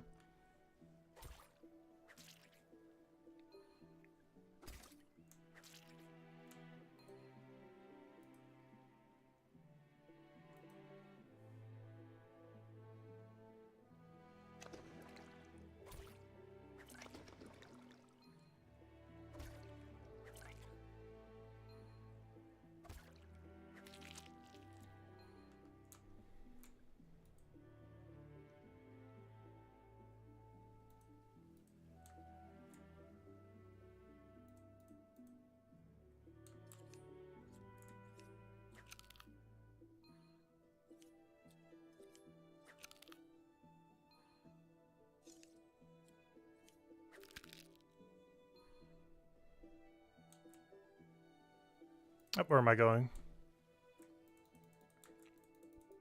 It's Forager time.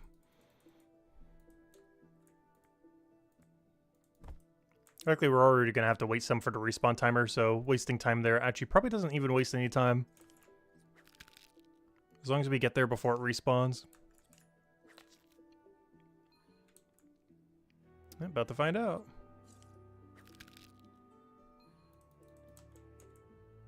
Yep, still hasn't respawned yet. No, we wasted a little bit of time. Wasted like 3 seconds by going the wrong way. Not too big a deal though. Alright, just gotta remember to go get the 10% pot, then dump that into fishing.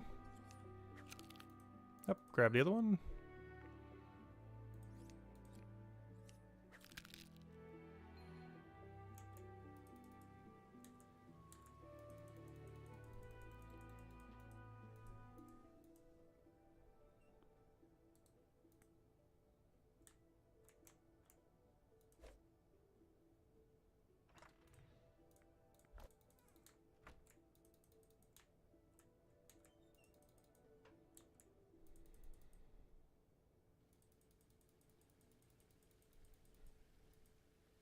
Green tea.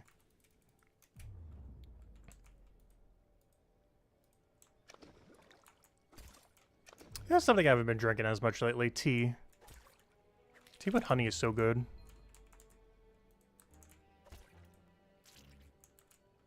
$139 fishing. It's gonna be $139.5 as soon as we use the knowledge on it. But we don't get a better rate until 150. But when we do, we get the best fishing rate that you can possibly get at any level range. The puffer eel. It's almost time. I was to start making some money then instead of just dropping everything to the ground. We're still banking the Wallplant right now though. So we're still getting some value.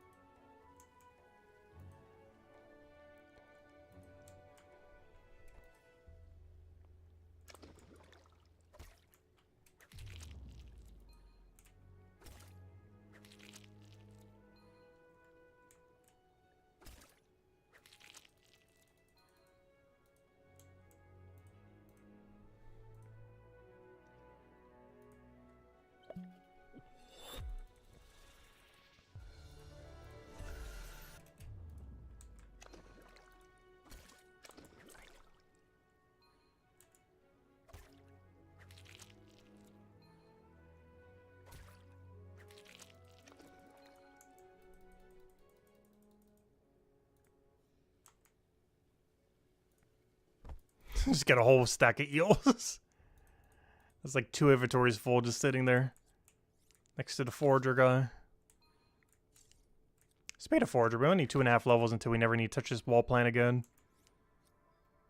That's why I'm touching it so much now.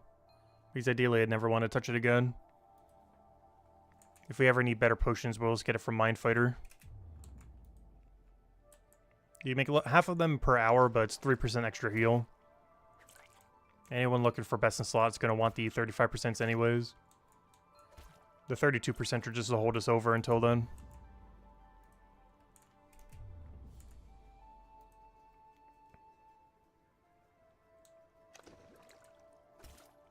There's just no content hard enough where you need either of them at the moment, though.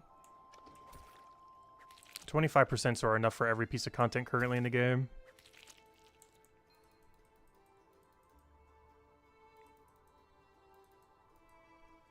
Which you could just buy from the shop infinitely.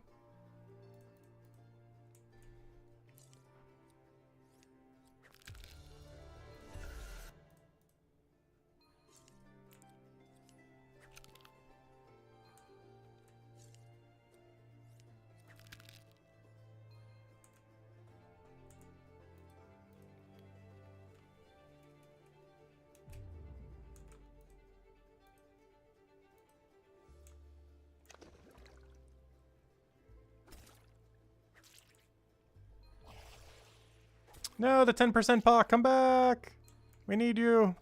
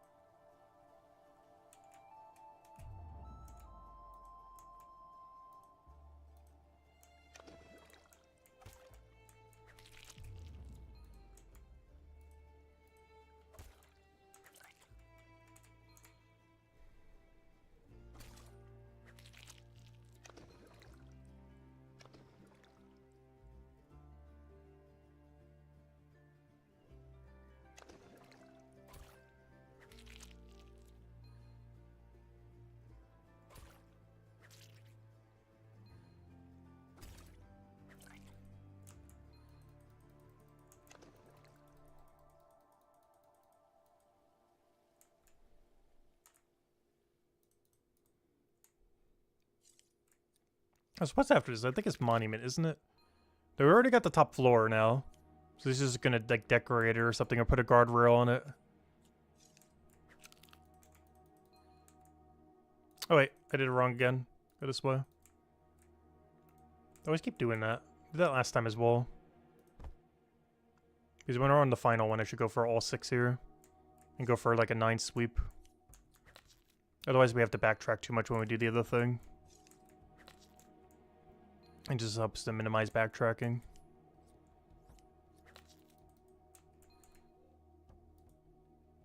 But yeah, at this point, we're pretty much not going to do foraging for a while then, other than the free XP we get. Because I need every last one of those periwinkles. Those are 8% XP pots. I don't know, do we care about them that much? The problem is we're going to get so many shells when we cycle the other thing that I probably should bank them.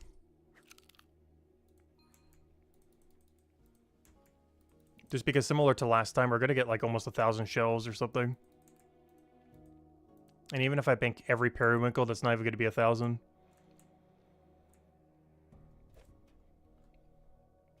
And 8% pots are still really good. Like, yeah, they're not 10% pots, but they're still really solid. You wouldn't be using them for knowledge, but I don't know. When are you supposed to use them then? They're still in a weird in-between. I guess when you're training alchemy, you'd use them. Like, not when you're using a knowledge point for alchemy, but when you're just training it. That'd be like the pre-pot that you would do. Would be to 8% instead of like a 5% or something.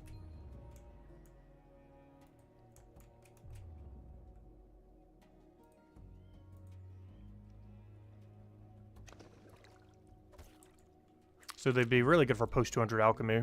Not just because they themselves give alchemy XP, but also because when you use them, you'd be able to cash in for more alchemy XP from what you do have. Only problem is that our level range is not really worth making them. Even the 10% are almost out of our level range, but are still worth it for the knowledge points. 8% are in a weird in-between, where they're kind of low XP-wise.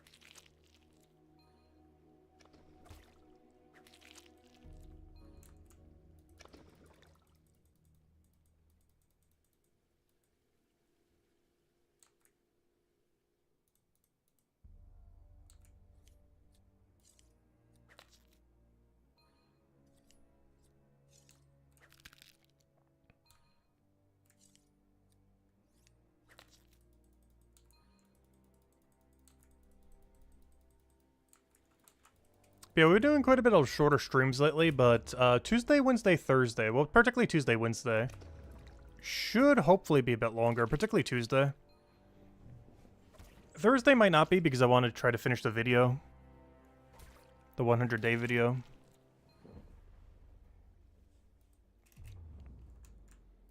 As we've covered literally one video since launch. By the time we cover a second video, it would have been over 3 months. You thought it took them a while before they did updates. Gosh. It's taken us 3 months technically to do one video. Not because we've been working on it the whole time, but you know. Between the first and last video. Or first and most recent video. Well, technically this is both the same thing. What am I trying to say? Between the most recent video and the next video. Would have been a slightly over 3 month period of time. As the first video we covered was on day 7. And the second video we were going to be covering will be on day 100 or 101. Depending on how it goes. It's a 100-day video, but it might be posted on day 101.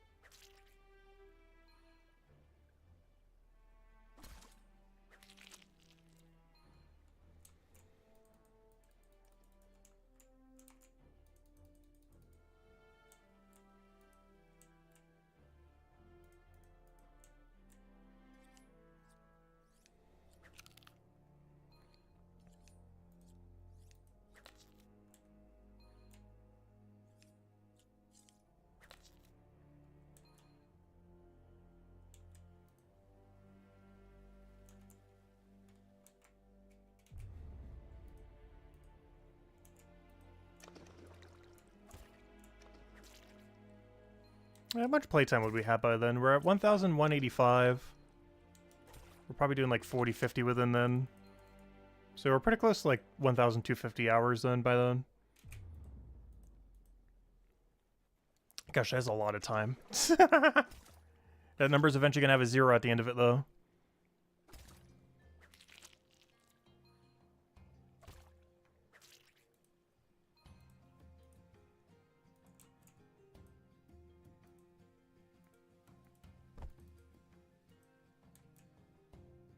I know, I didn't get it on the same stack. Oh no! My litter stack is expanding. The grind is real, I know, right? The sad part is that's not even like 10% done with the game. The amount of time it takes to do 500 all, I'm pretty sure is over 20,000 hours. Like 15, 20,000 hours. And that's with the current amount of chapters. That's not even counting any new chapter. I don't plan to ever 500 all, though. I do plan to get 500s, but never 500 all. It is technically doable, but unrealistic for most people. I don't even think the closest person is even 20% the way there.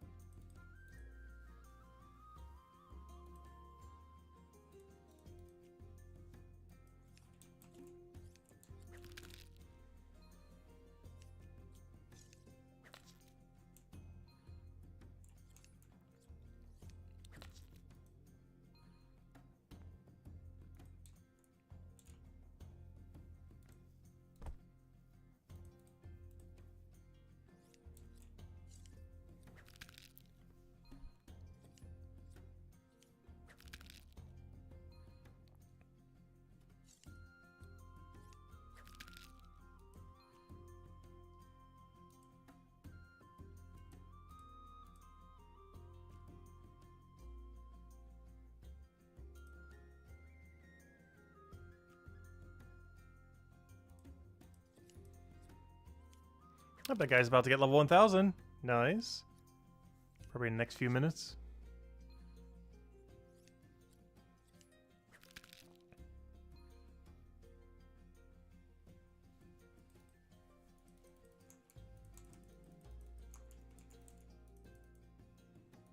Yeah, we don't need a 10% or anything here. However, let's go check our cooking contracts in case there's anything. I haven't checked it yet this hour. Not gonna bother double dipping it.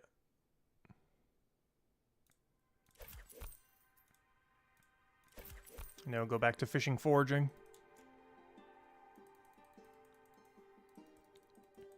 Gotta at least finish off that level, gosh. To some degree, I kind of want to do it to 173 forager, but I don't think we're gonna have enough time. Because I want to end by the end of the hour.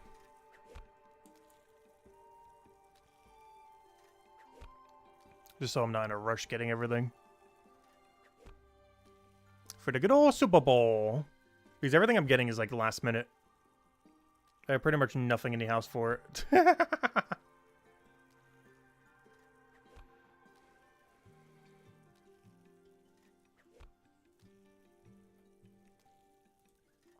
might as well do some normal food shopping while I'm out as well. Just so I don't have to do it on Monday.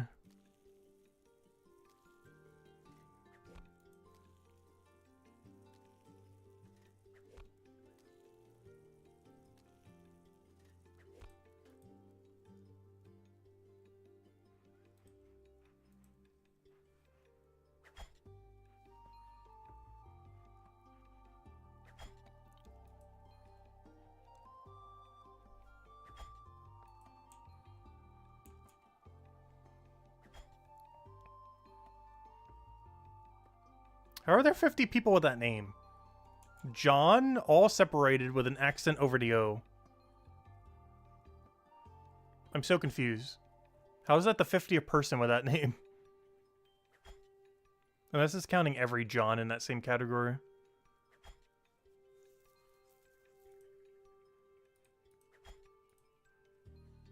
Here, look at that. John, all separated with an accent over the O. There's 50 of them. I must be counting all the Johns that also don't have an accent over the O. Also, can we get like a task? What is this? What am I looking at? The last 3 times I've checked that message board, they wanted like 7, 8, 9, 10. And none like the ultra good locations either. No, back to Forager we go. Fisher Forager.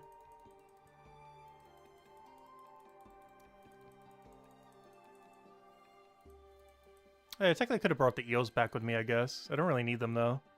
For sure we're past the level where we need to cook them. Which I can check off this guy. Yeah, 139. We're past that level. Actually, I think I need the level 186 to be able to do what I'm currently at. For the leopard eel. And you don't even do it for that long either. Like, I'm almost at the point where I don't even need that eel anymore. Because there it is, the leopard eel right there. We only need to, like, level 196 cooking. Or 197 we don't need anymore. So I guess I will bank some if we're not maxed yet. We shouldn't need that many, though.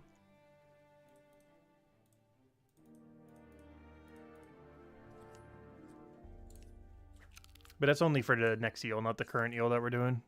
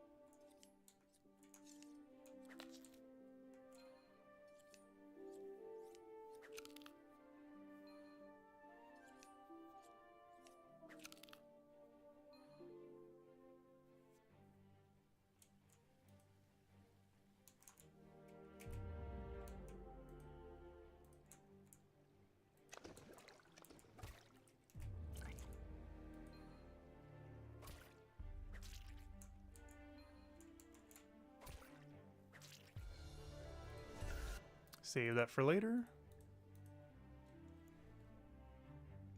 Just to put it right into Fisher. Yeah, that's my main goal during the Super Bowl. Is try to get to the point where we can get to, oh, that's the only problem right now, though. I really wish we could have do more Fisher today, before today. Because, I'm in an active fish, and then my next fish is an active fish. I don't have any AFK fish I can go do. We don't get a new AFK fish until level 159. Or, you know, active AFK. And I'm definitely not going to have that by the time the Super Bowl hits. I'll be lucky if I even have pufferfish by then. Let alone the thing after pufferfish. Which means I'm probably doing chef during the Super Bowl then. Because out of the 3 I have left, it's the most AFK one to do.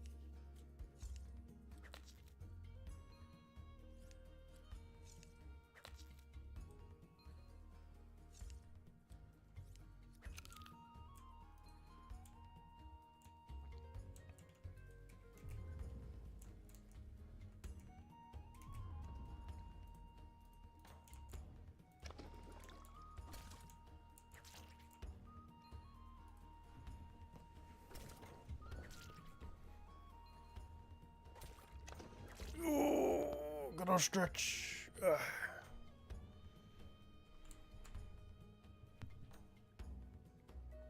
I want to get at least one more foraging level. I can't just leave it like that.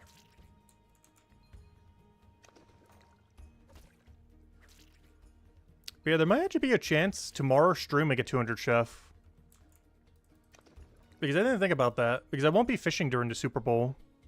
We'll be doing chef. Which means there's a good chance we'll actually have 200 chef tomorrow. Because we're basically going to have like 195 or something, if not closer.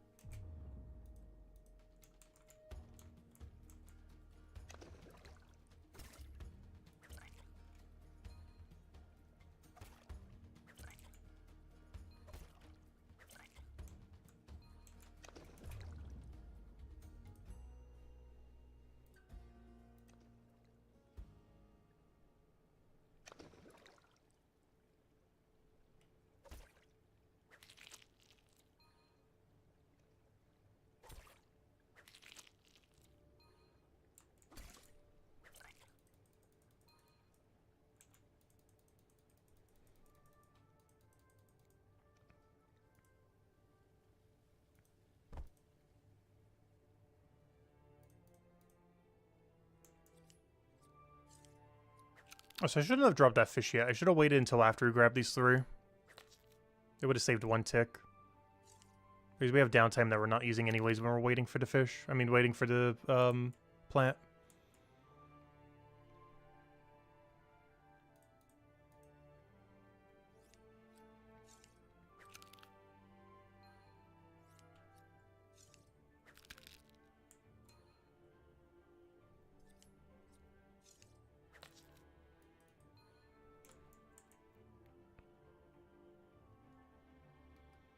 But yeah, at this point, there might be a chance we can finish 200 chef tomorrow, 200 forager on Tuesday, and then 200 fisherman on Wednesday. I think that's doable.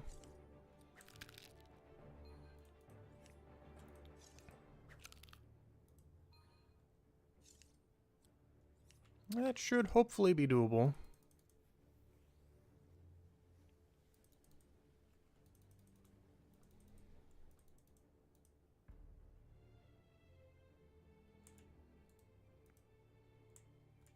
So how many are we up to? We are at 576. If we get about as much kelp as last time, which I'm not sure if we're going to be routing in a way with it where we do. But if we do, we should have pretty much the exact amount to go match it 1-to-1. As we should have about 800-ish of both.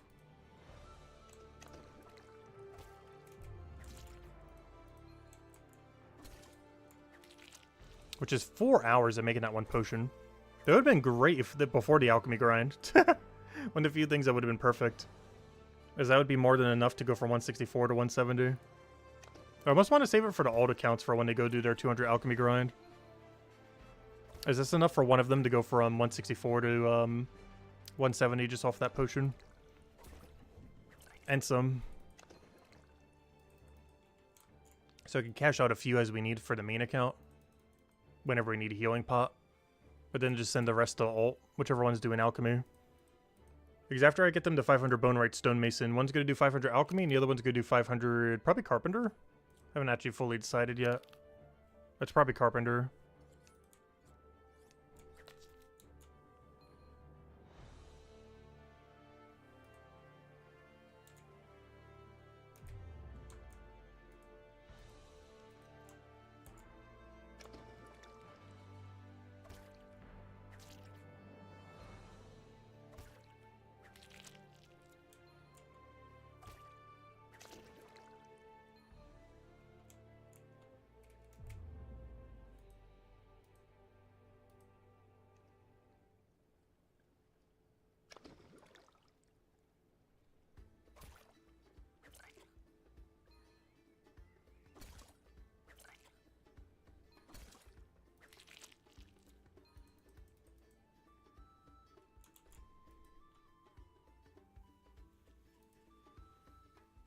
One thing that would be funny, though, is instead of Carpenter doing Leatherworker. So we wouldn't have to do it on the main for Armor Maker. But now, if I had to choose between Carp or Leather, I would definitely go Carp. If you could get one of them to max without training it at all, I would definitely prefer getting carp there rather than leather. As leather is far more bearable to actually do. Especially with merchant discount.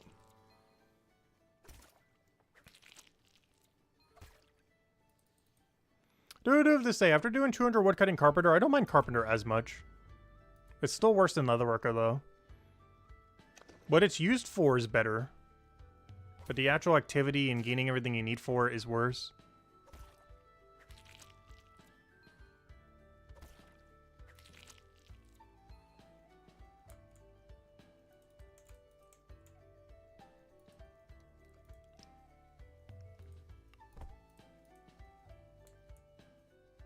Carpenter is always the best fun. Well, we still need to get 216 on this account. Still gotta do 208 woodcutter and 216 carpenter. It's on the back burner though. That's something I actually want to do once we have 200 all as well. Is start getting the AFK activity for everything unlocked. I might start doing that a little bit during the mining, smith, and grind if we're at a point where I don't really need to boost either of them. AKA around the time when we have 267 smithing and 262 mining. I might actually just dump all the knowledge into AFK activities for everything. Because I eventually want to go unlock them all. It's a bit of a waste. But it would only cost about 1 week's worth of knowledge. Which is a lot of levels, potentially. But it's only a week. It's not that long. Like, maybe slightly over a week. Depends how much we grind during that time.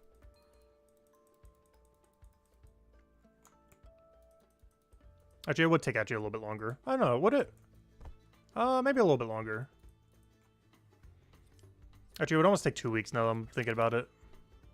Oh, wait. I just dropped the wrong one. Oh, that's the first time I've done that. Oh, no. I accidentally dropped on my plant instead of the fish. Oh, that's funny. I haven't done that yet. Whoops. I dropped the wrong material. No. Luckily, that's 10 minutes on the ground and no one else can see it, so it's not that big a deal.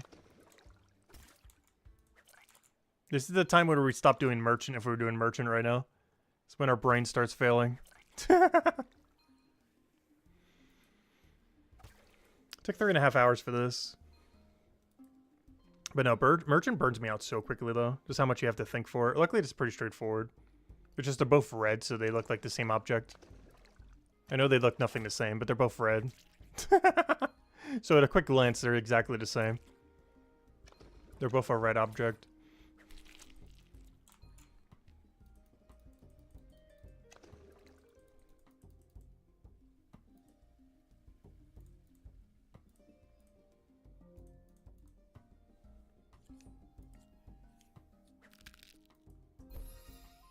There we go, 171 Forager. Oh, we gotta go until we use the double knowledge. I'll also give us a fishing level. Does that get us to cod as well?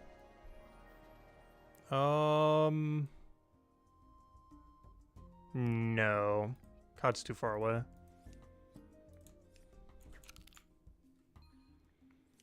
But yeah, to unlock every AFK activity, I think we need like 30-something points into each skill. To get them all the way to like their 200. Like for this one, you need 37.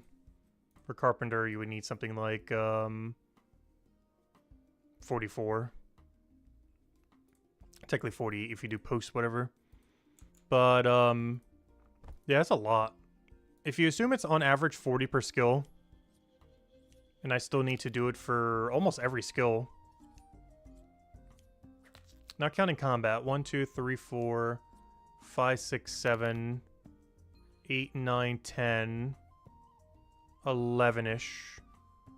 What is 11 times, oops, I didn't get a full thingy. That's fine, though. What is 11 times 40? That'd be 440. What's 440 divided by 3? I would have to give up 440... Or, sorry, I would have to give up 147 hours of knowledge. That is basically an entire week's worth of knowledge. So, yeah, so I was right the first time. Based on how much we currently play, that is 1 week worth of knowledge. Alright, so I was right the first time then. I said it'd be about a week of knowledge, and it is exactly a week of knowledge. Assuming we're playing about 150 plus hours in a week. Which lately we have been. Hopefully by then we also would be. But But yes, if you dump all knowledge in a single week, we should be able to go unlock every passive activity in the game up to our current level range. Is that worth doing? No, I highly advise not doing that. But I want to have it done so I don't need to do it later.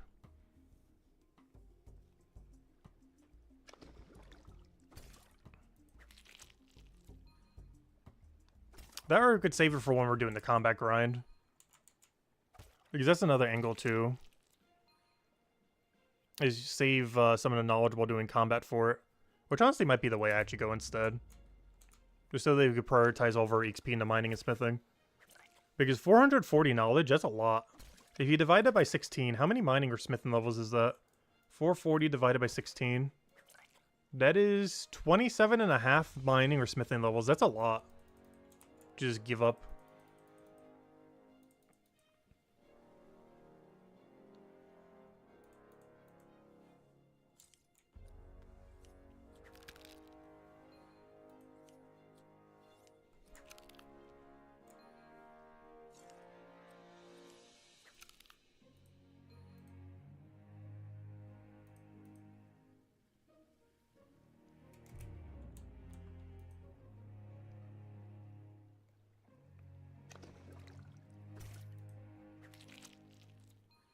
I just wonder where the other one is. They're both on top of each other. I'd like the same animation speed.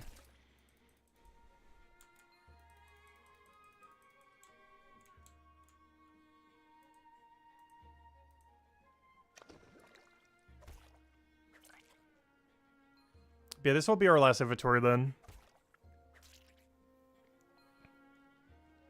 And any bit of grinding I do for the rest of the day is probably going to be chef. So 200 chef tomorrow. Forger hopefully on Tuesday. And then if we're ambitious enough, Wednesday should be 200 all. Non-combat. As we will be able to finish fishing then. Tuesday stream will also probably include a bit of the alt accounts. As you should be able to go finish Lost and Found on that day. As well as get them to base 20.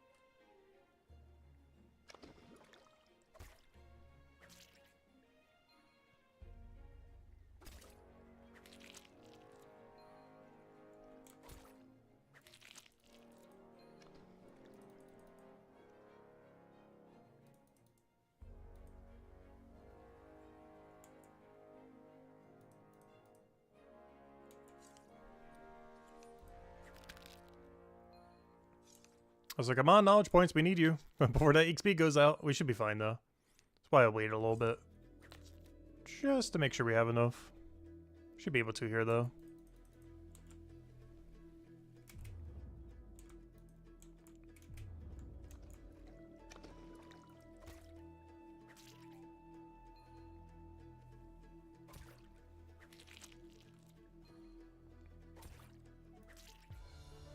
There we go. And then boom, 141. Still 9 levels short of our better XP rate. But once we do get it, we get the fastest XP rate you can even get for Fisher at any given level range. The good old Puffer Eel.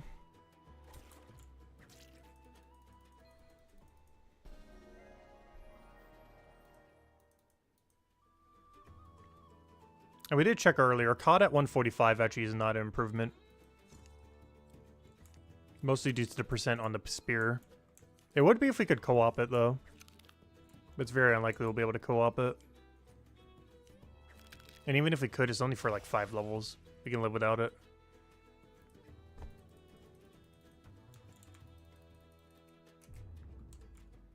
Yeah, there goes the 10% pot.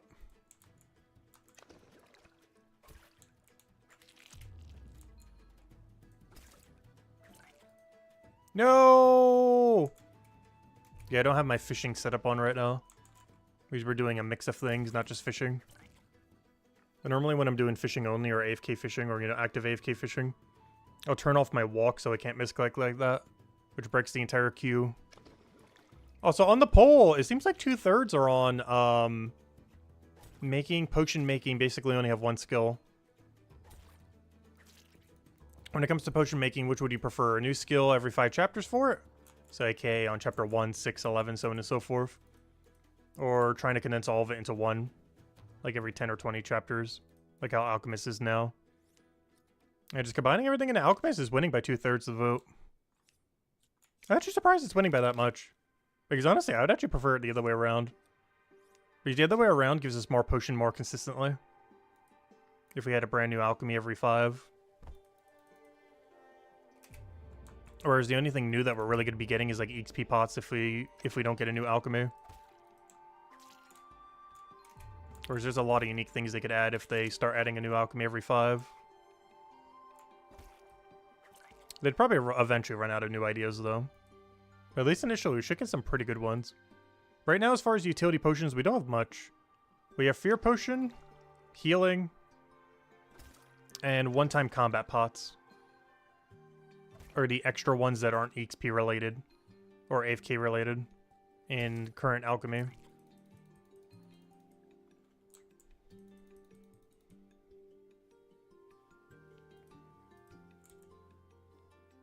If you don't count the combat pots, Fear Potion is the only unique potion we have in all of alchemy. That isn't like one of the core pots for either XP or for AFK or for combat. So, you know, if you ignore every other potion, the only potion there is fear. Sound logic. But you know what I mean. As far as like true utility potions. Because XP pots, combat pots, and AFK pots are kind of in their own category. As far as like overworld usable potions and everything. There's only one in the game.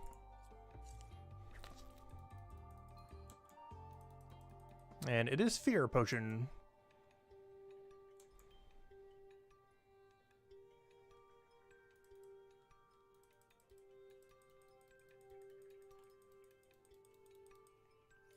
I was not sure why I wait on this one. It's actually better to go to the first one. Even if they have to backtrack it, we can click it 2 ticks quicker. Which means I actually waste 2 ticks every time I wait there. Or however long it takes for those to spawn over there. But anyways, guys, I think we are going to be calling it here for now. We will be back tomorrow. Tomorrow will be a little bit shorter, though. Well, then again, honestly, a lot of our streams lately have been. So, honestly, it's almost like normal length. But tomorrow's goal is probably 200 Chef. Which sounds a bit ambitious for a shorter stream. But I'm going to be doing Chef like all throughout the Super Bowl and everything. So, if anything, it might actually be under ambitious. Because it might only take like an hour. It might only take an hour or two to end up reaching our goal tomorrow. I would say we would do the ults as well, but I don't think they're going to be ready for Lost and Found quite yet. I guess we could do their 20 all grind tomorrow, so we don't have to do it on Tuesday. But then I'm going to have to do it 2 days in a row, where we do like half and half. So, we'll figure it out. But we're definitely getting 200 Chef tomorrow. Tomorrow's stream does not end without 200 Chef. This should be pretty doable. Anyways, guys, I hope you all have a wonderful rest of your weekend. A wonderful Super Bowl if you're going to be watching it. And I will catch you guys later. Goodbye, everyone. And thanks for watching.